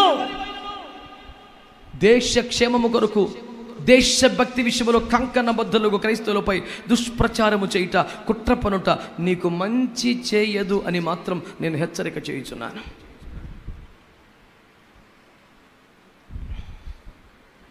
రోషం కలిగిన వాడంటే భక్తి లేనివాడనా అండి? దేశభక్తి లేదా? ఆడెవడో కామన్ మ్యాన్ అనుకొని సున్నమ్మ కొట్టిన గోడ అన్నాడు పౌలు గారు. ఏయ్, నీ ప్రజల అధికారిని అలా అనొచ్చా అన్నాడు. ఆయన అధికారి అని నాకు తెలీదు, ఐఎమ్ సారీ అన్నాడు వెంటనే. సంస్కారం అండి. అధికారి అని తెలిస్తే వెంటనే స్వరం మార్చాడు పౌలు గారు. దేశభక్తులు క్రైస్తవులు స్తోత్రం చెప్పరే. హల్లెలూయా, హల్లెలూయా. దయ్యమా దేవుడు అంటే దేవుడే అంటాం, దేశమా విదేశం అంటే ఖచ్చితంగా దేశమని అంటాం. ఏ అమెరికా కాదు, ఇంగ్లాండ్ కాదు, ఇజ్రాయెల్ కాదు, ఇండియా. స్తోత్రం చెప్పండి. బుర్ర బుద్ధులని పనికి మళ్ళీ కామెంటరీ చేస్తారు. ఒకడు మరి విదేశాలకి మరి సపోర్ట్ చేస్తారా? మరి పొద్దున యుద్ధం వస్తే మీరు వెళ్ళి గబుక్కున ఆడి పంచన చేరతారేమో. మా మోషే బైబిల్లో ఉన్నాడే మావాడు. మా మోషే తన జాతి కోసం కష్టపడ్డాడు. మా మొర్దెకై తన యూదు జాతి కోసం కష్టపడ్డాడు. పౌలు తన వారి కోసం అవసరమైతే సిలువకు వేరే శాపగ్రస్తుడిగా మరొకటకైనా తెగించాడు. మాది ఆ రక్తం, స్వజాతి కోసం స్వదేశం కోసం కష్టపడే రక్తం ఇది. మోషే తన జాతి కోసం కష్టపడ్డాడు. మొర్దెకై తన జాతి కోసం, దావీదు తన జాతి కోసం, పౌలు తన జాతి కోసం. మీరు మాత్రం విదేశం కోసం కష్టపడమని చెప్పింది మా బైబిల్. చెప్పాడా ఎవడైనా పాస్టర్? పనికి మళ్ళీ నిందలు ఆరోపిస్తున్నాడు ఒక్కొక్కడు. దేశభక్తి కలిగినోడు క్రైస్తవుడు. కాకపోతే నోటీస్ పాయింట్ ఏంటో పాయింట్, చట్టానికి లోబడతాం, ఆచారాలు మాత్రం పట్టించుకోం. చట్టం, రాజ్యాంగం శిరస్సు ఉంచుతాం, ఆచారాలు అవతల బారేస్తాం. మంచిలో ఉన్న స్తోత్రం చెప్పండి. హల్లెలూయా. అందరు చెప్పారా? అందరు చెప్పారా? అలసిపోయారా? ఏమండి పాస్టర్ గారు ఒక 2 మాటలు చెప్పి వెళ్ళిపోతానన్నారు కదా, ఎంతకీ వెళ్తలేదేంటి? వెళ్ళిపోతాకు వచ్చానా? దేవునికి స్తోత్రం. హల్లెలూయా.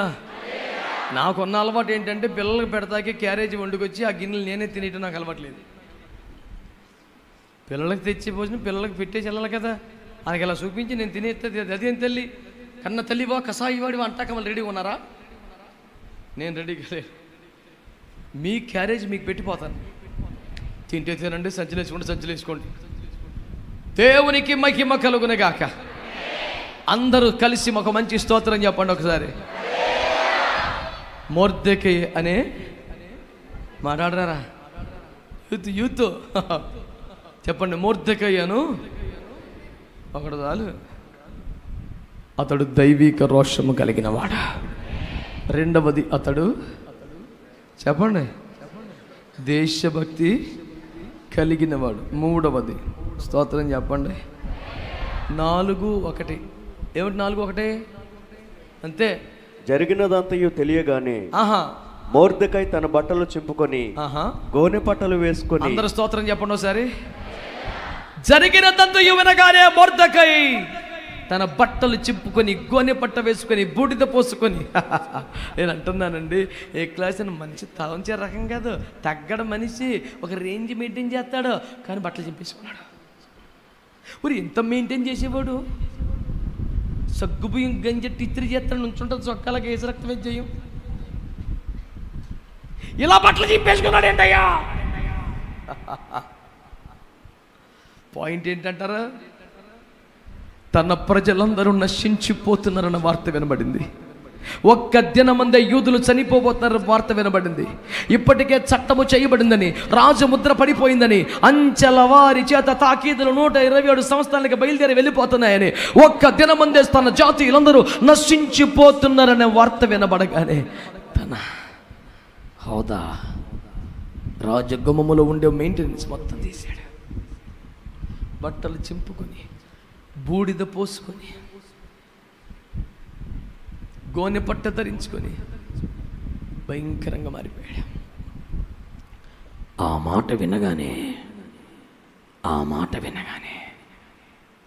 తట్టుకోలేకపోయాడు. ఇక ఖరీదైన బట్టలు వేసుకోలేకపోయాడు. ఒంటి మీద మంచి వస్త్రం ఉంచుకోలేకపోతున్నాడు. గోనె పట్ట వచ్చేసింది, పౌడర్ కాదు బూడిద పోసుకుంటున్నాడు. Sir మీకేమైంది sir? రాజగమ్మములో ఈ గోనె పట్టుతో రాకూడదే. అయ్యో ఏంటి సార్ ఇది? నా ప్రజలు నశించిపోతున్నారంటయ్యా, చట్టం బయలుదేరిపోయిందంటయ్యా, దేవుని బిడ్డలందరూ చంపబడుతున్నారంటయ్యా, నా ప్రజలు నాశనం అయిపోతున్నారంట. 127 సంస్థానములలో చదరి ఉన్న నా ప్రజలకు ఒక్క దినమందే మరణశాస్త్రం అమలు చేయబడే ప్రమాదం బయలుదేరిపోయిందంట. అంచెల వారి చేత తాకీదులు బయలుదేరి వెళ్ళిపోయింది అంట. ప్రమాదం జరగబోతుందంట.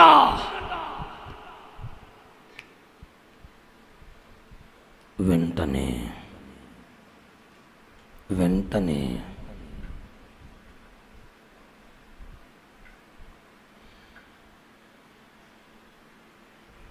వీధుల్లోకి వచ్చేసాడు. బట్టలు చింపుకున్నాడు, గోనె పట్ట వేసుకున్నాడు, బూడిద పోసుకున్నాడు. తన వేషం భాష అన్నీ మారిపోయినాయి. అతనికి ఏముంది? ఆత్మల పట్ల భారం. మూడో మాట చెప్పండి అందరూ, అతనికి ఏముంది? ఆత్మలు నశించిపోతాయి అంటే ఆయన ఆరోగ్యం ఎంత బలహీనమైంది. అయినా రాత్రులు నిద్రపోకుండా ఆ మధ్య భయంకర పరిస్థితుల్లో ఏడ్చి గోల పెట్టి, ప్రభు అన్న ప్రజల పరిస్థితి వాళ్ళకి ఏమైపోద్ది, నువ్వు చెప్పయ్యా, నీ ప్రజలకి ఏం చెప్పాలయ్యా, ఎట్టయ్యా ఈ బాధ, గోల పెట్టేయలేదా మనిషి? ఆరోగ్యవంతుడా, ఎంత బలహీనుడు, తిండి తినకుండా నిద్రపోకుండా అర్ధరాత్రుల్లో మెలుకు గుండెలు బాదుకొని ఏడవటం ఏంటండి? ఆత్మల కొరకైన భారం.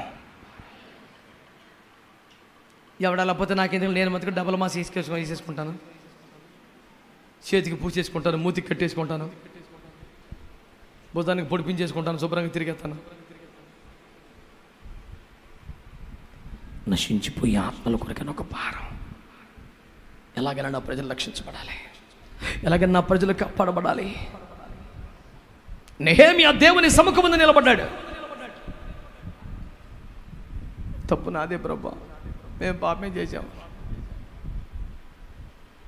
నువ్వేం చేసావు? దీనికి మా ప్రజలు చేశారు కదా నాదే. ఏడ్చి ప్రార్థన చేసి రాజు దగ్గరికి వెళ్ళాడు. అతడు చిరునవ్వుతో రాజు కొరకు ద్రాక్షరసపు గిన్నె అందించాలి. నీకు వ్యాధి లేదు కదా, ముఖం ఎందుకు ఎలా పెట్టుకున్నావంటే తుల్లిపడి కంగారపడి, సారీ సార్, పర్వాలేదు సార్, బాగానే ఉన్నాను సార్ అనాలి. కానీ అంటాడు, నా దేవుని పట్టణం, నా ముఖం దుఃఖముఖంగా ఉండదా? ఒక రాజుతో మాట్లాడగలిగిన స్థాయేనా? రాజును ఎదురు ప్రశ్నించవచ్చునా? చిరునవ్వుతో రాజుగారి టెన్షన్లు తగ్గించడానికి చిరునవ్వుతో ద్రాక్షారసం అందించి ఆనందపరచవలసిన నీవు ఏడుపు ముఖం వేసుకొని దుఃఖముఖంగా రాజు ముందు ఉండవచ్చునా? రాజే, రాయ్ నీకు వ్యాధి లేదు కదా, ఎందుకు అలా ఉన్నావంటే కంగారు పడి కవర్ చేసుకోవాలి. కానీ నా పితరుల సమాధులను పట్టణం పాడైపోతుంటే నేను హాయిగా ఉండగల నవ్వుతో బాధండి. మనలో ప్రాకారములు కట్టబడాలి, గుమ్మములు నిలబెట్టబడాలి, నాకు నెమ్మదలేదు. సౌలు పడిపోతే సౌలు పతనం అయిపోతే, స్వచిత్తములోకి వెళ్ళిపోతే, దేవుని చిత్తమును పక్కన పెడితే, ఆత్మ మాటను లెక్క చేయకుండా ఇష్టానుసారంగా ప్రవర్తిస్తుంటే,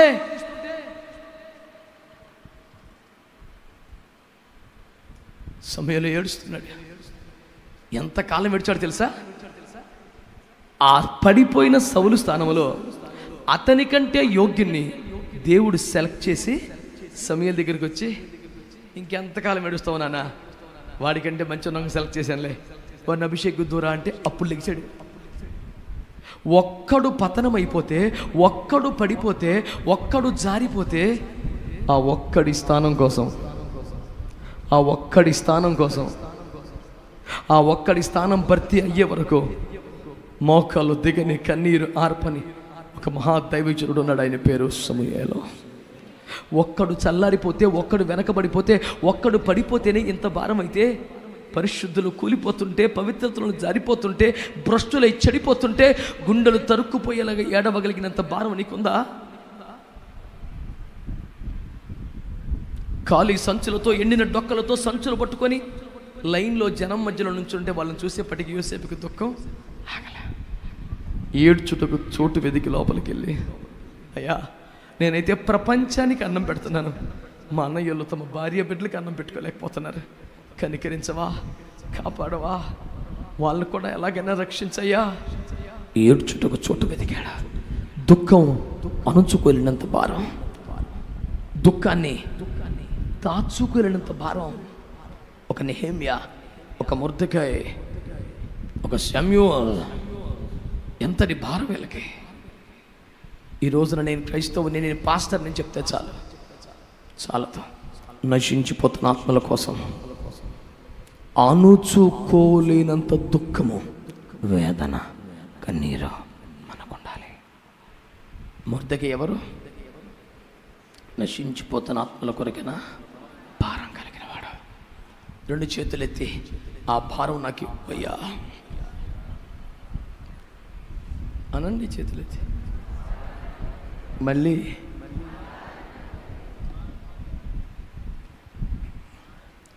దేవునికి మహిమ కలుగునుగాక. చెప్పారండి అందరూ? హల్లెలూయా, హల్లెలూయా. ప్రభునందు మిక్కిలి ప్రియమైన దేవుని ప్రజలారా, శ్రద్ధగా ఈ మాటలు వినండి. మొర్దెకాయ్ ఎవరో? రోషము కలిగిన వాడు మొర్దెకాయ్, దేశభక్తి కలిగిన వాడు మొర్దెకాయ్, భారము కలిగిన వాడు. 4వ మాట, 4:1 అదే మాట చదవండి మళ్ళీ. జరిగినదంతయు తెలియగానే మొర్దెకాయ్ తన బట్టలు చింపుకొని, గోనె పట్టలు వేసుకొని, బూడిద పోసుకొని పట్టణము మధ్యకు బయలు వెళ్ళి మహాశోకముతో రోదనము. అందరూ చెప్పండి, మహాశోకముతో రోదనము చేశాను. అందరు గట్టిగా చెప్పండి ఆ మాట. మొర్దెకాయ్ కన్నీటి ఆత్మ కలిగిన దైవజనుడు. పొడి మాటలు చెప్పేవాడు కాదు, పెట్ట కథలు చెప్పేవాడు కాదు, ప్రగల్భాల మాటలు చెప్పేవాడు కాదు, సొంత డబ్బా కొట్టుకునేవాడు కాదు. మొర్దెకాయ్ దేశంలో జరుగుతున్న హేయ కృత్యములను గురించి, ప్రజల రక్షణ కొరకై మహాశోకముతో రోదనము చేస్తున్న ఒక దైవజనుడు. అంతలా ఏడ్చేయాలా? అవును. ప్రసవ వేదన పడుతున్న తల్లిని చూడు, ఇక నువ్వు కాక తల్లి అవుతున్నారు ఎట కోలా అని ఎవరైనా మూర్ఖులు, దుర్మార్గులు, పాపిష్టులు అంటే పట్టించుకుంటుందా? ఒరుగా అంటే ఆగగలుగుతుందా?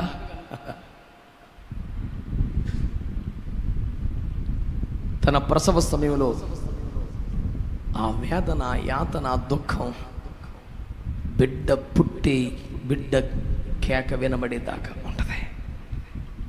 చుట్టుపక్కల అందరూ ఉరగా అంటే, నర్మాయ్ అంటే, నెమ్మదిగా అంటే, ఏ మనుషుల మాటల వల్ల కలిగేది కాదు. ఈరోజు ఒక దైవజనుడిగా మీ అందరికీ మనవి చేస్తున్నాను. పరిస్థితులను బట్టి, మనుషులను బట్టి, సూటి పోటీ మాటలనే వారిని బట్టి, విమర్శకులను బట్టి నీ రోదన చేసే స్థాయి తగ్గుతోంది అంటే దాని అర్థం నిజంగా లోపల వేదన లేదని.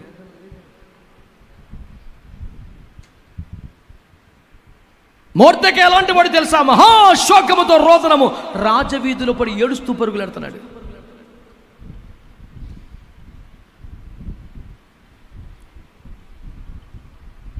వింటున్న ప్రజలారా, నేను నా స్నేహితుడు ఒకసారి కళాశాల చదువుతున్న కాలంలో హోటల్కి టిఫిన్ చేయడానికి వెళ్తే నేను ప్రార్థన చేసి టిఫిన్ చేస్తున్నాను. వాడు టిఫిన్ వైపు తదేకంగా చూశాడు చాలాసేపు, చూసి తినేస్తున్నాడు. అదేంటో తినే ముందు చేతపడి చూపు చూసావు అని అడిగా.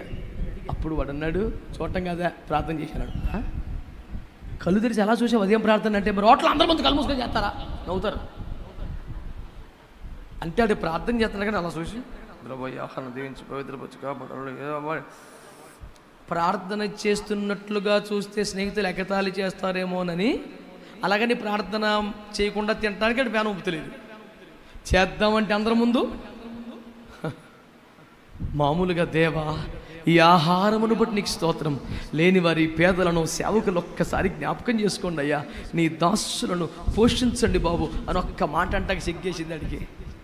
కానీ మొర్దెకై నా ప్రజలను రక్షించు ప్రభు అంటూ మహాశోకముతో రోదన చేస్తూ రోడ్ల మీద పరుగులాడుతున్నాడు. దేవునికి చేతులెత్తి స్తోత్రం చెప్పండి, చేతులెత్తి స్తోత్రం చెప్పండి. హల్లెలూయా, హల్లెలూయా. ఒక దైవజనుడు లైవ్ కార్యక్రమం నిర్వహిస్తూ ప్రార్థన చేస్తూ ప్రజల కోసం, ప్రజల పట్ల ప్రేమతో కనికరంతో జాలితో కదిలింపబడి కన్నీరు కాచి ప్రార్థన చేశాడు. వెంటనే కొందరు పాపిష్టి దుష్ట దుర్మార్గ నికృష్ట మానవులు లైవ్లో ఏడు చేయాలేంటి, మరి నీ ఏడిపేంట్రా లైవ్ కామెంట్లలో, మరి నీ ఏడిపేంట్రా కింద. ప్రజల కొరకైన భారం వస్తే, అకస్మాత్తుగా దేవుని వేదన కలిగితే, నశించిపోయి ఆత్మల కోసం కన్నీరు కార్చే ఆత్మ ప్రేరేపణ తెలియకుండా లోపల నుంచి పరిశుద్ధాత్ముడు చేస్తే, లైవ్ ఉందని గుర్తుపెట్టుకుని కెమెరా ఉందనుకొని ప్రార్థనను ఆపేసుకొని ఇంట్లోకి వెళ్ళి పడుకోవాలా? అక్కడ లైవ్ ఉందా, లైవ్లో చచ్చే బతుకుల మధ్యలో ప్రజలు ఉన్నారా మాకు సంబంధం కాదు. దేవుడు ఏం చేయమంటే చేయటమే కదా. ప్రార్థన చేస్తూ అకస్మాత్తుగా దేవుని భారము వేదన కలిగి కన్నీళ్లతో దేవుని కాళ్ళు కడవలసి వస్తే, అమ్మ లైవ్ ఉంది, ఆమెన్ ఆమెన్ ఆమెన్ అని ఇంటికి వెళ్ళి పడుకోవాలా? మాట్లాడేదానికి బుద్ధి జ్ఞానం ఉండాలి ఎవరికైనా.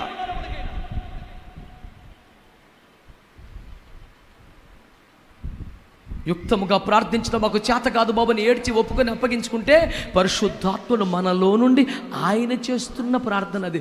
మనకేమిటండి స్వంతం?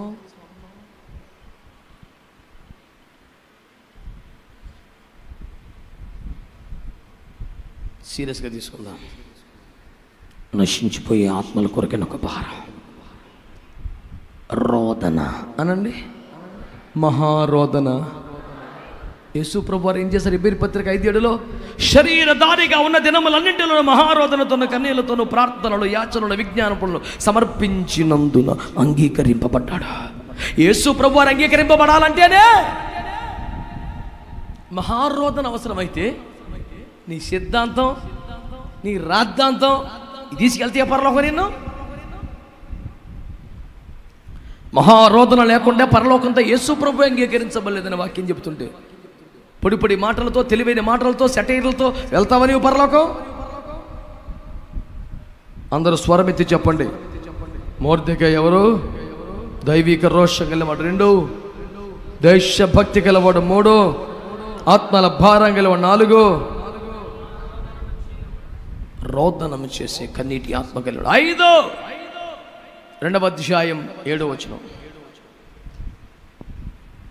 ఎస్తేరు 2:7 కుమార్తెయైన హదస్సా అను ఎస్తేరు తల్లిదండ్రులు లేనిదయ్యుండగా అతడు ఆమెను పెంచుకొనెను. ఆమె అందమైన రూపమును సుందర ముఖమును గలదయ్యుండెను. ఆమె తల్లిదండ్రులు మరణము పొందిన తరువాత మొర్దెకై ఆమెను తన కుమార్తెగా స్వీకరించెను. స్తోత్రం చెప్పండి ఒకసారి. హల్లెలూయా. అదేదో పెట్టి మనం స్కేల్ సొంతంగా మనం పెంచేస్తాం కదా, అలాంటి తోటి కనిపెట్టు మొగుడు కోసం. దేవునికి స్తోత్రం కలుగునుగాక. అందరు చెప్పాలి ఒకసారి గట్టిగా. ఆమె తల్లిదండ్రులు లేనిదటండి పాపం. ఈ దైవజనుడు ఆమెను కుమార్తెగా స్వీకరించాడు. స్తోత్రం చెప్పండి. తల్లిదండ్రులు లేని బిడ్డని మొర్దెకై ఒక దైవజనుడు ఏం చేశాడు తెలుసండి? కుమార్తెగా స్వీకరించాడు. ఇప్పుడు 11 వచనం చదివి పెట్టినానా? 11 వాక్యం చదివిపెట్టు. ఎస్తేరు ఎలాగుండెనో అదియు ఆమెకేమి సంభవించునో. సూషణ కోటలో అంతఃపురంలో ప్రవేశపెట్టేసాం, నా బిడ్డ ఎలా ఉందో ఆమెకి ఏమవుతోందో అని ఆమెకేమి సంభవించునో అది అదే మరి, అంతఃపురము యొక్క ఆవరణము ఎదుట ప్రతి దినము మొర్దెకై తిరుగులాడుచుండెను. ప్రతి దినం మొర్దెకై తిరుగులాడుతూ ఉన్నాడు. పొద్దున్నే వచ్చి అక్కడ పెద్ద గేటు, వాళ్ళంతా ఆడపిల్లలు కదండి, వారిని వేరే క్యాంపస్లో పెట్టారు, పెద్ద కోట కట్టేశారు, గోడ గేటు పెట్టేశారు, లోపలికి వెళ్ళకూడదు. కానీ నా బిడ్డ దానికి ఏమన్నా బాగా చూస్తున్నారో, ఎవరిని ఇబ్బంది పెడుతున్నారేమో, తిందో లేదో అని ఆ గేటు దగ్గరికి వచ్చి చూస్తున్నాడు, తిరుగుతున్నాడు. ఆ కాబట్టి ఎవరు మీరు ఎలావయ్యా, మా అమ్మాయి ఉంది లోపల, స్తోత్రం చెప్పండి, హల్లెలూయా.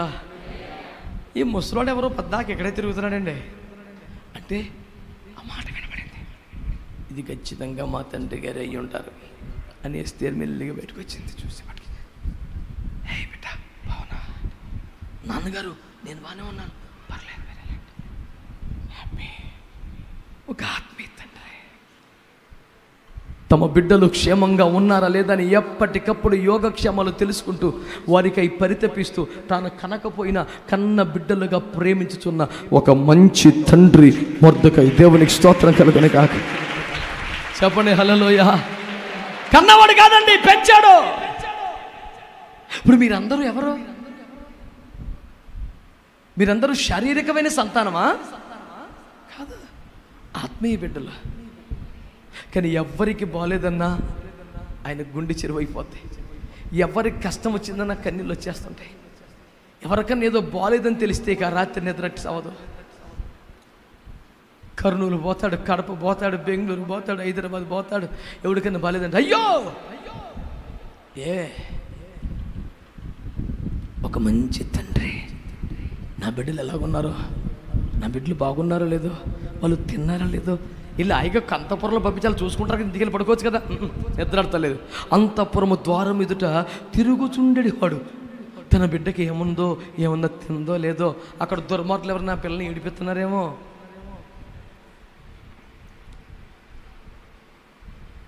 అయ్యగారు పట్టించుకుంటాడో పట్టించుకోడు అని గెహాజీ వెళ్ళిపోయాడు డబ్బులకి బట్టలకి. ఆడు వచ్చాక అంటాడు ఆయన, నా మనస్సు నీతో రాలేదా? అయ్య బాబాయ్ మీ తిప్పలేదు, మీరు పడుతున్నారు లోపల అనుకున్నామండి అయ్యగారు. లేదండి, దైవజనుడు ప్రార్థనలో ఉన్నా మరో చోటున్న మనస్సు మీతోనే ఉంటుంది. ఎందుకంటే ఆయన తండ్రి. ఇప్పుడు ఈ టైం వరకు ఉండి రాత్రంతా ప్రయాణం చేసి ఇంటికి వెళ్ళి ఒక అరగంటలో మళ్ళీ బయటకు వచ్చి కారు ఎక్కి సంఘ బిడ్డలందరినీ తీసుకొని మళ్ళీ 100 కిలోమీటర్లు ట్రావెల్ చేయాలి. ఎందుకంటే నా బిడ్డాడు. నేను ఎన్ని లక్షల మందిలో వాడబడ్డా, ఎంత పెద్దోళ్ళ మధ్యలో ఉన్నా నా మధ్యలో మెదులుతూనే ఉంటుంది. దాని గురించి ఏర్పాట్లు చేస్తూనే ఉంటాను, దానికి కావాల్సినన్ని చేస్తూనే ఉంటాను. నా బిడ్డ. మొన్న మధ్య కొంతకాలం సంఘానికి వచ్చి మానేసిన ఒక కుటుంబం ఒక 3 సంవత్సరాలు మానేశారు. పలుమార్లు వారిని దర్శించి బలపరిస్తే ఏదో సాకులు చెప్తున్నారు, రావటం లేదు. ఇక వారికి మనస్సు లేదని అర్థమైంది, వదిలేసా. 11 తర్వాత ఫోన్ స్విచ్ ఆఫ్ చేస్తాను. ఆ రోజు అలసి మరిచాను. 3 గంటలకు ఫోన్ మోగింది. కష్టపడి లేచి చూశాను. 3 సంవత్సరాల క్రితం చర్చి మానేసిన ఫోను. కట్ చేశాను ఫోన్, మళ్ళీ చేశారు. కట్ చేశాను, మళ్ళీ చేశారు. అయితే ఏదన్నా సమస్య. ఫోన్ తీశాను, 7 వినబడుతుంది. ఏమైంది? చాలా పెద్ద గొడవలు అయిపోతాయి పాస్టర్ గారు, చాలా కాలంగా నలుగుతుంది సమస్య, ఇక మేమిద్దరం కలిసి ఉండలేం, నాకు డైవర్స్ ఇచ్చేస్తానంటున్నాడు. తెల్లవారాక చేద్దాం అనుకున్నాను, కానీ నాకు దుఃఖం ఆగట్లేదు. 3 సంవత్సరాల చర్చి మనిషి, నాకేం అవసరం? మీరు ఏ చర్చికి పోతున్నారో అక్కడ చెప్పుకోండి, నాకేం చెప్తున్నారు అనొచ్చు. సర్లే వివరంగా మాట్లాడుతాను. పొద్దున 8 గంటలకు పెట్టేశాను. లేచి ప్రార్థన చేశాను, ప్రభువుని అడిగాను. ప్రభు కొంత నడిపించారు. 8ంటికి ఫోన్ చేశారు. నీ భర్తకు ఫోన్ ఏంటి? నన్ను వదిలేశాడయ్యా, తను వేరేగా హోటల్లో ఉంటున్నాడు, ఇంటికి రావట్లేదు, చాలా కోపంగా ఉన్నాడు. ఏ హోటల్ తెలుసా? తెలీదు. నేనే కనుక్కున్నాను. కారు వేసుకెళ్ళాను, హోటల్ దగ్గర ఆగాను. అబ్బాయి నేను కింద ఉన్నాను రా అన్నాడు. అయ్యో బాయ్ రా కిందకే. వచ్చాడు. ఎక్కువ కారు ఎక్కువ. గీతం యూనివర్సిటీలో ప్రొఫెసర్ అయినా ఢిల్లీకి రాజైన తల్లి కొడుకు ఎవడైతే మనకి కొడుకే కారు ఎక్కాడు. తిన్నగా ఇంటికి తీసుకెళ్ళి నా కారు గుర్తుపట్టింది. భార్య 5వ అంతస్తులో చూసింది. అయ్యగారు చేస్తున్నాడు. నాయన గారు ఇటు దిగుతుంటే మా ఆయన వస్తున్నాడా ఊహించలేదు. వెళ్ళాను, కూర్చున్నాను. వీళ్ళు చెప్పారు, ఏమి ఏడిచింది, ఆడు ఏడిచాడు, చెప్పాడు. ప్రార్థన చేశాను. దైవజనుడిగా గద్దించాల్సినవి, హెచ్చరించాల్సినవి, సరిచేయాల్సినవి చేశాను. దేవుని మహాకృప. 2 అడ్వకేట్లను పెట్టుకొని డైవర్స్కి వెళ్ళిపోయిన కేసు. వాళ్ళిద్దరూ మోకరించి ప్రార్థన చేసి పశ్చాత్తాపడి ఒకరికొకరు క్షమాపణ చెప్పుకొని మేము కలిసి బతుకుతామయ్యా అని చెప్పి ఏడుస్తుంటే వాళ్ళని అలా ఏడవనిచ్చి సైలెంట్గా వచ్చేసాను నేను. దేవునికి స్తోత్రం చెప్పాను. హల్లెలూయా. నన్ను వదిలిపోయినా నా బిడ్డలేగా. నేను కన్నా కన్నీరుగా జనాల కోసం.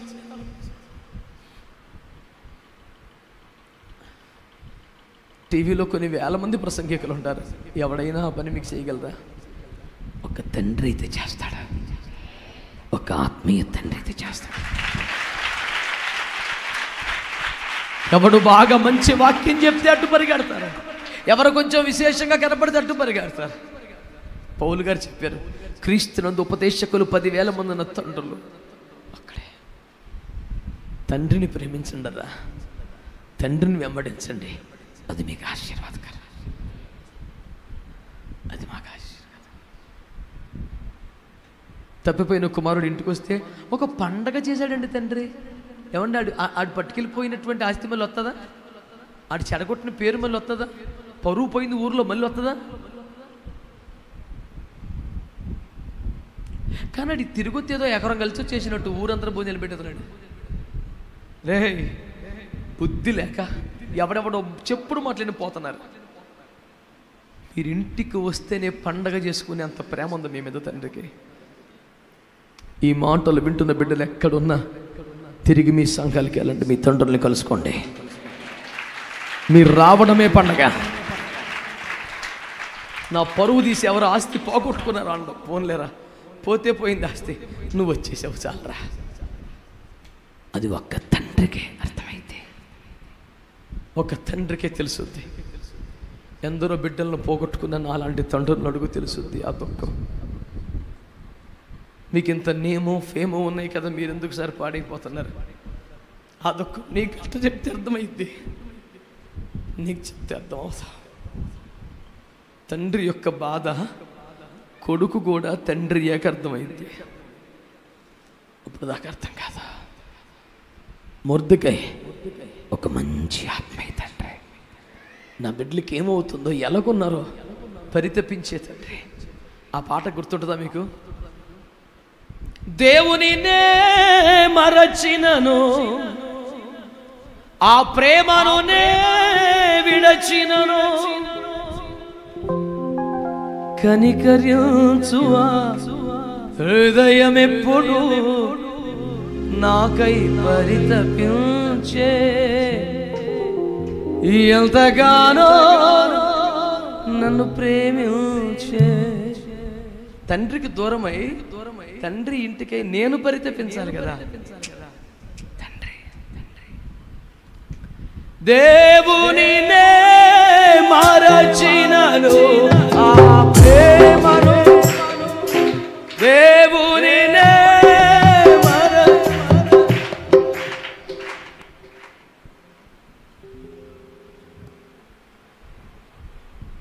మనము పరితపించాలి ఆయన కోసం. కానీ ఆయనే మన కోసం పరితపిస్తూ, వాడు దూరమున ఉండగానే చూసి పరిగెత్తుకెళ్ళిపోయి మేడ మీద పడి ముద్దు పెట్టేసుకొని, వాడు పందుల దగ్గర పడుకున్నాడు సార్, వాడు కనీసం స్నానం చేయలేదు సార్. చిచ్చి, నా కొడుకు నా దగ్గరికి వచ్చాడంటే చాలా నాకు. ఒక మంచి ఆత్మీయ తండ్రి నీ దశింబా కలిగి చందాలకి తెలివితేటలకి దొరకడం. క్రీస్తునందు నిన్ను కన్నాడు గనుక ఈ ప్రేమ. చేతులెత్తి స్తోత్రం చెప్పండి. అందరు చెప్పారా? 2వ అధ్యాయం 10వ వాక్యం చదవండి. 6వ పాయింట్ చెప్తాను. 5 అతను ఒక మంచి తండ్రి. 6 మొర్దెకై నీ జాతిని నీ వంశమును కనపరచకూడదని ఎస్తేరునకు ఆజ్ఞాపించి ఉండెను గనుక. సూషన్ కోటలో పంపేటప్పుడు ఏం చెప్తున్నాడు? అమ్మాయి, నీ జాతి ఏంటి, నీ కులం ఏంటి, నీ మతం ఏంటి, నీ ఊరేంటి, అయ్యని మానాయ్. ఇంకా పేర్లు చెప్పుకో, నీ పేరు ఆదర్శంగా ఎస్తేరు. దాన్ని ఏం చెప్పాలి, ఏం చెప్పకూడదు, ఎక్కడ ఎలా ఉండాలి, అది చెప్పటమే ఉపదేశము చేయుట. స్తోత్రం చెప్పండి. దాన్ని ఏమంటారండి?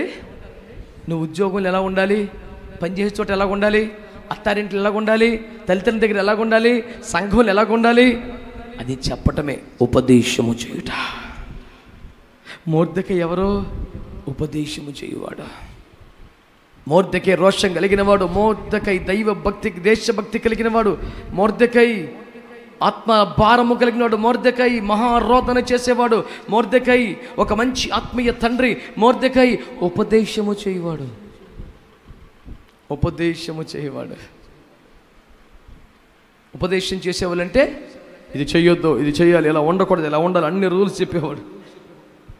అలా చెప్తున్నందుకు దైవజనుల మీద ఆయాసం పెట్టుకోకండి. ఆ ఉపదేశమే నిన్ను రేపొద్దున రాణిగా నిలబడుతుంది. స్తోత్రం చెప్పండి. చివరిగా 7వ మాట, 7వ అధ్యాయం 11వ వచనం.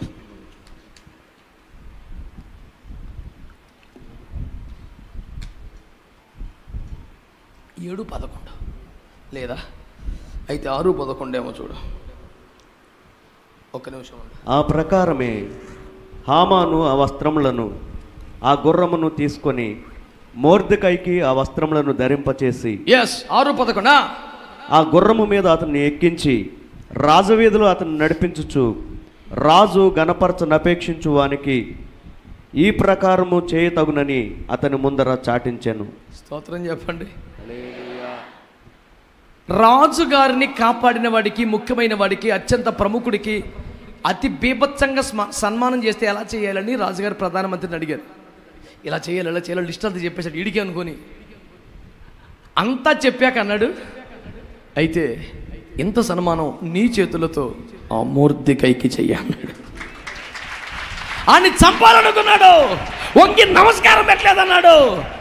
ఆయన్ని ఉరి తీయటానికి ఏకంగా ఉరికొయ్యలు పాతించాడు. ఆ జాతే లేకుండా చేద్దామని చట్టం చేసేసాడు.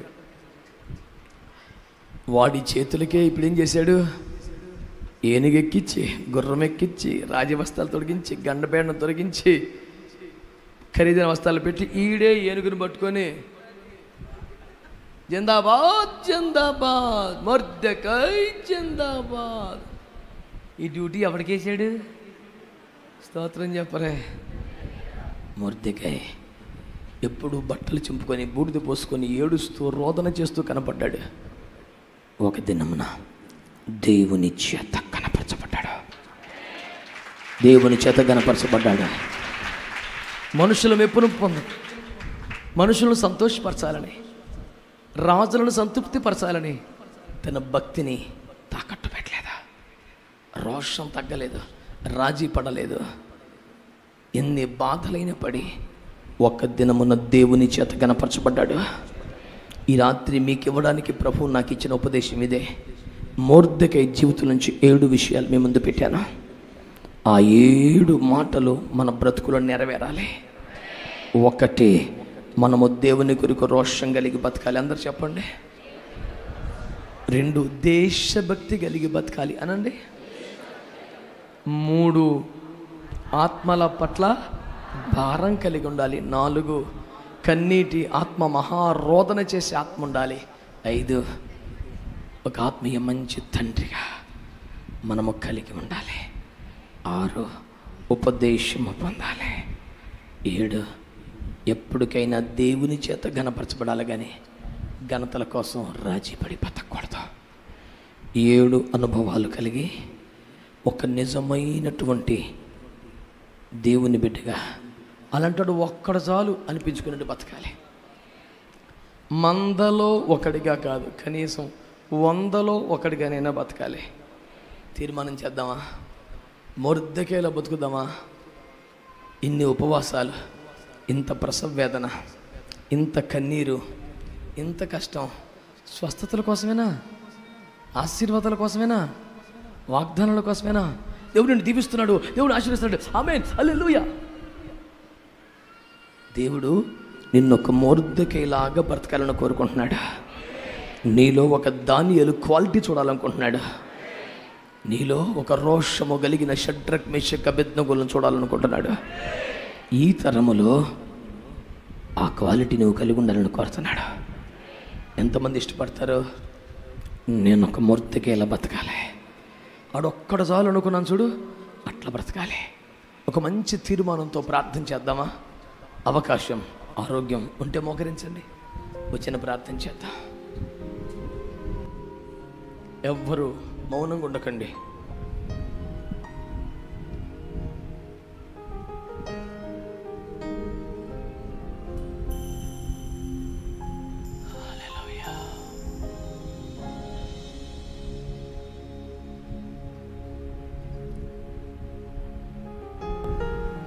దేవుని ప్రజలారా, ఇంతసేపు ఓపికగా ఉన్నారా? దేవునితో ఒక మంచి నిబంధన చేసుకునే సమయం ఇదే. దేవునితో ఒక నిబంధన చేసుకునే సమయం. ఈ సమయాన్ని పాడు చేసుకోవద్దా? కళ్ళు మూసుకున్నారు, చేతులు ఎత్తారు, స్వరం ఎత్తారు. ఇక ఒక్క నిమిషము కూడా వ్యర్థం చేయకుండా ప్రార్థించడం ప్రారంభించండి. ప్రార్థించడం ప్రారంభించండి. ప్రార్థించడం ప్రారంభించండి. ఆ దేశమంతట్లో దేవుని దృష్టిని ఆకర్షించిన యోబు ఒకడే ఉన్నాడు. 127 సంస్థానములలో ప్రత్యేకత కలిగిన మొర్దెకై ఒక్కడు ఉన్నాడు. బిడ్డలారా, బిడ్డలారా,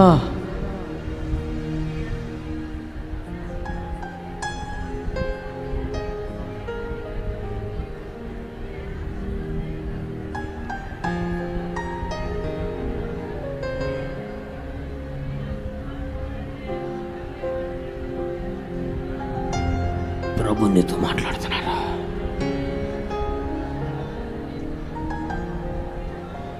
ప్రభు నీతో మాట్లాడుతున్నారా? దేవుని కొరకు రోషం కలిగి బతకాలనే భారం నీకు లేదా? నశించిపోతున్న నీ స్వజనులు, నీ బంధువులు, నీ మిత్రులు, నీ దేశం, వారి కొరకు రోదన చేసే భారం నీకు రాలేదా?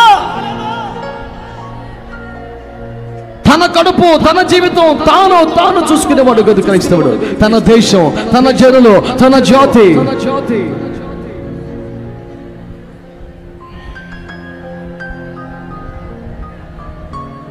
ఇంకా నోరు తెరవలేకపోతున్నావు, ఇంకా మొర్ర పెట్టలేకపోతున్నావు. తమ్ముడు, నువ్వు దేవుని కొరకు రోషం కలిగి బతకాలి. తమ్ముడు శలమా, నువ్వు దేవుని కొరకు రోషం కలిగి బతకాలి. రాజీ పడకూడదు. రోషము కలిగిన వాడిగా నీవు ఉండాలి. ఉపదేశ విషయంలో రాజీ పడకూడదు, సత్య విషయంలో రాజీ పడకూడదు, భక్తి విషయంలో మోమాట పడకూడదు, విశ్వాస విషయంలో మోమాటం లేని వాడు అయి ఉండాలి. నీవు ఒక రాజువే, నువ్వు ఒక యాజకుడివే. నువ్వు బలహీనమైన వ్యక్తిగా మిగిలిపోకూడదు.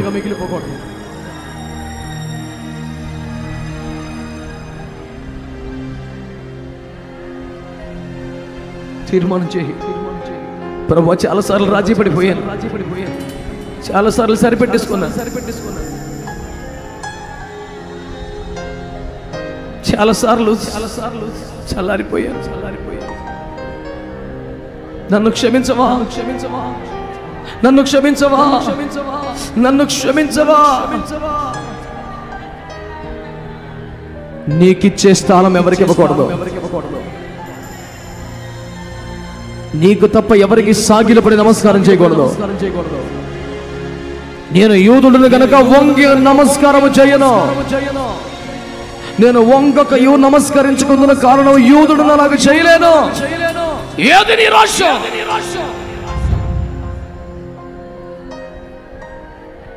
రోషము కలిగిన ప్రజలు కావాలి. దేశభక్తి కలవారు. అదే సమయంలో మన దేశమును కాపాడుకోవాలి, మన రాజులను కాపాడుకోవాలి, పరిపాలకులను కాపాడుకోవాలి, అధికారులను కాపాడుకోవాలి. వారి కోసం కన్నీరు కాచి ప్రార్థన చేయాలి. చాలా మంది ఇంకా మౌనంగా ఉంటున్నారా? ఇంకెప్పటికీ తమ్ముడు కన్నీరు కరుస్తావు? అమ్మా అయ్యా ఇంకెప్పటికీ ప్రార్థన చేస్తావు? దేవుని కొరకు రోషం గలవారు కావాలి, దేశభక్తి కలిగిన వారు కావాలి, మహారోదన చేసేవారు కావాలి, ఆత్మల పట్ల భారం కలిగిన వారు కావాలి, ఆత్మీయ తండ్రులను వెంబడించే బిడ్డలు కావాలి, ఉపదేశమును లోబడి ఆ ప్రకారం జీవించేవారు కావాలి. ఎప్పటికైనా దేవుడు గణపరిస్తే చాలని రాజీ పడని భక్తి చేసేవారు కావాలి. ఎంతమంది రాత్రి అలాంటి తీర్మానం చేస్తారు? ఎంతమంది అలాంటి భక్తి చేస్తారు? హల్లెలూయా. చదువుకునే పిల్లలు, యవనస్తులు అలాంటి తీర్మానం చేస్తారా? అలాంటి తీర్మానం చేస్తారా? చెప్తావా దేవుని దగ్గర, యేసయ్యా నేను రోషంగా బతుకుతానయ్యా, నేను రాజీ పడనయ్యా, నమ్మకంగా ఉంటానయ్యా. ఎంతమంది స్నేహితులు ప్రభు పెట్టిన రాజీ పడను బాబు, రోషంగా బతుకుతానయ్యా, వదిలిపెట్టిన అలవాట్లు లోకం వైపు మళ్ళీ తిరగను ప్రభు, రోషంగా ఉంటాను ప్రభు.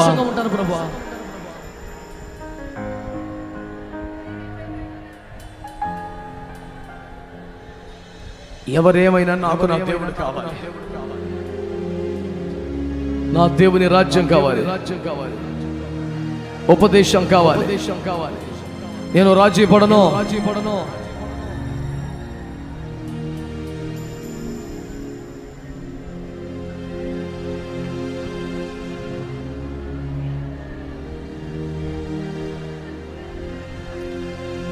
నేను నా కొరకు మరణించిన దేవుని కోసం బ్రతకాలి. ఆయన నా కోసం మరణించాడు, నేను ఆయన కోసం జీవించాలి. సిద్ధాంతాల కోసం, ఆచారాల కోసం, సాంప్రదాయం కోసం, కులం కోసం కాదు, నా కొరకు మరణించిన యేసు కోసం జీవించాలి. ఎంతమందిలో ఈ ఆశ ఉంది, ఎంతమందిలో ఈ తీర్మానం ఉంది? మొరపెట్టగలవా నోరు తెరిచి?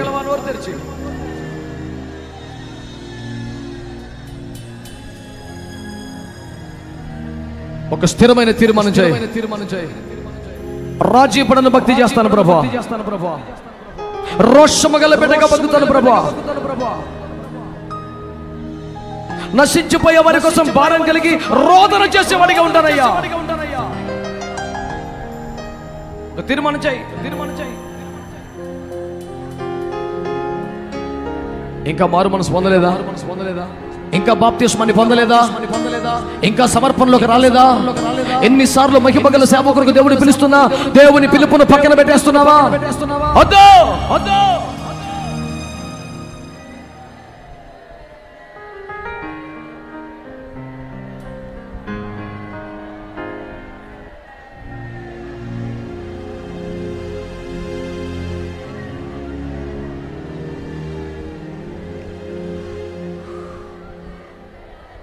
తీర్మానం చేసుకో.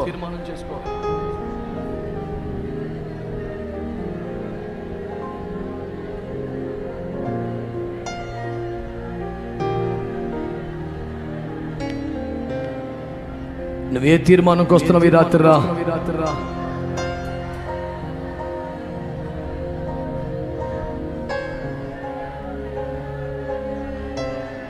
ఇది నీకు చివరి అవకాశమేమో. ఒకవేళ ఇంకా లోబడకపోతే దేవుడు నీ చేయి విడిచిపెడతాడేమో.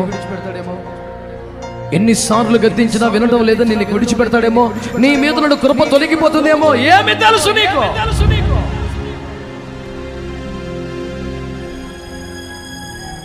ఈ రాత్రి దేవుని వాక్యం ద్వారా నీవు సంధించబడితే ఒక తీర్మానం చేయి. మీరంతా మీ చేతులు దించండి. చేతులు దించండి. ఒకవేళ ఇంకా బాప్తిస్మం పొందని వాళ్ళు ఉన్నారా? ఇంత గొప్ప ప్రేమ నువ్వు వస్తే చాలని నీ కొరకు ఎదురు చూస్తున్న కన్న తండ్రి ప్రేమ నీకు ఇంకా అర్థం కాలేదా? ఇంకా బాప్తిసం పొందకుండా వాయిదా వేస్తున్నావా? నీకు ఒక శుభవార్త చెప్పనా? ప్రభు చిత్తమైతే రేపటి ఉదయం బాప్తిస్మాలు ఉన్నాయి. ఇదిగో దైవజనుడు సిద్ధం. దేవుని గొప్ప రక్షణ నీ కొరకు ఎదురు చూస్తా ఉంది. ఇంకా బాప్తిసం పొందిన వారు ఉంటే పరుగున దేవుని సన్నిధిలోకి రండి. దైవజనుడిని కలుసుకోండి. అయ్యా, నేను బాప్తిసం పొందేస్తాను, ఇంకా వాయిదా వేయను, నాకు బాప్తిసం కావాలి, రక్షణ కావాలి. ఇంత గొప్ప రక్షణ నిర్లక్ష్యం చేసే ఇక అవకాశం ఇక వాయిదా వేయకుండా రేపు ఉదయం జరిగే బాప్తిస్మాలకి సిద్ధపడుతున్న వారు ఉన్నారా? అలాంటి వారు మీ చేయి పైకెత్తండి. కంగారు పడి ఎవరు పడితే వాళ్ళు ఎత్తకండి. రేపు ఉదయం బాప్తిస్మాలు ఉన్నాయి. దేవుడు నాతో మాట్లాడుతున్నాడు ఎన్నో సార్లుగా. ఇక వాయిదా వేయను, నేను బాప్తిసం తీసేసుకుంటున్నాను. బాప్తిస్మం కొరకు చేతులు ఎత్తినవారు ఒకసారి వేదిక దగ్గరికి వస్తారా? బాప్తిస్మం కొరకు చేతులు ఎత్తినవారు లేచి వేదిక దగ్గరికి వస్తారా? ఒకసారి ఇంతసేపు త్వరగా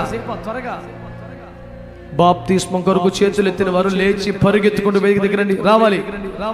ఆడపిల్లల వైపు ఆడపిల్లలు నిలబడండి, మగపిల్లల వైపు మగపిల్లలు రండి.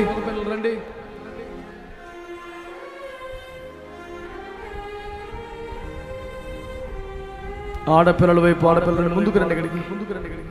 ఇక్కడికి ముందుకు రండి. తెలుగు అర్థమవుతుందా?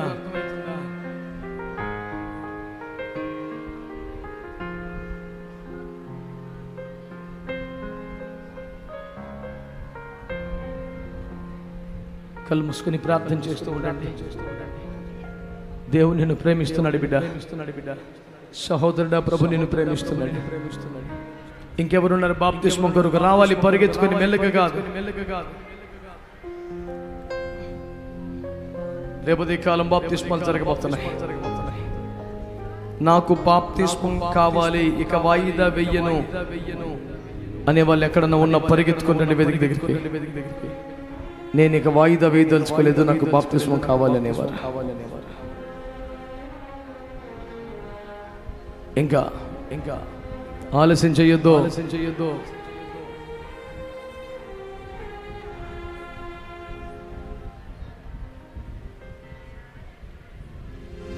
ఇక మిగతా వారిలో దేవుడు తన వాక్యం ద్వారా నాతో సూటిగా మాట్లాడాడయ్యా. చాలా విషయాల్లో బంధువులకి, స్నేహితులకి, ఉద్యోగానికి జడిసి రాజీ పడిపోయి బతుకుతున్నాను. ఇక మీదట అలా కాదు, రోషంగా బతుకుతాను, రాజీ పడకుండా బతుకుతాను.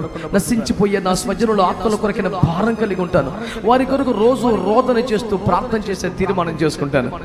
ఇలాంటి వాక్య ప్రకారమైన తీర్మానం మీలో ఎవరికైనా కలిగితే మీరున్న చోట మీ కుడి చేయి పైకెత్తండి. అలవాటుగా చేతులు ఎత్తారా మీరు? అలవాటుగా చేయి పైకి ఎత్తారా?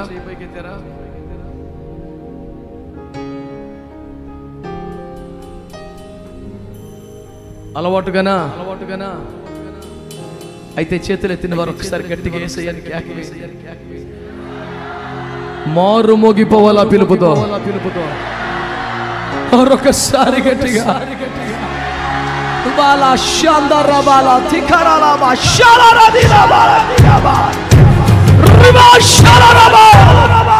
ఒక విశేషమైన అభిషేకం, ఒక బలమైన అభిషేకం, ఒక స్థిరమైన తీర్మానములో బలమైన సాక్షిగా నిన్ను నిలపగలిగిన ఒక అభిషేకం యేసుక్రీస్తు నామములో నీ మీదికి బలముగా దిగురుగాక.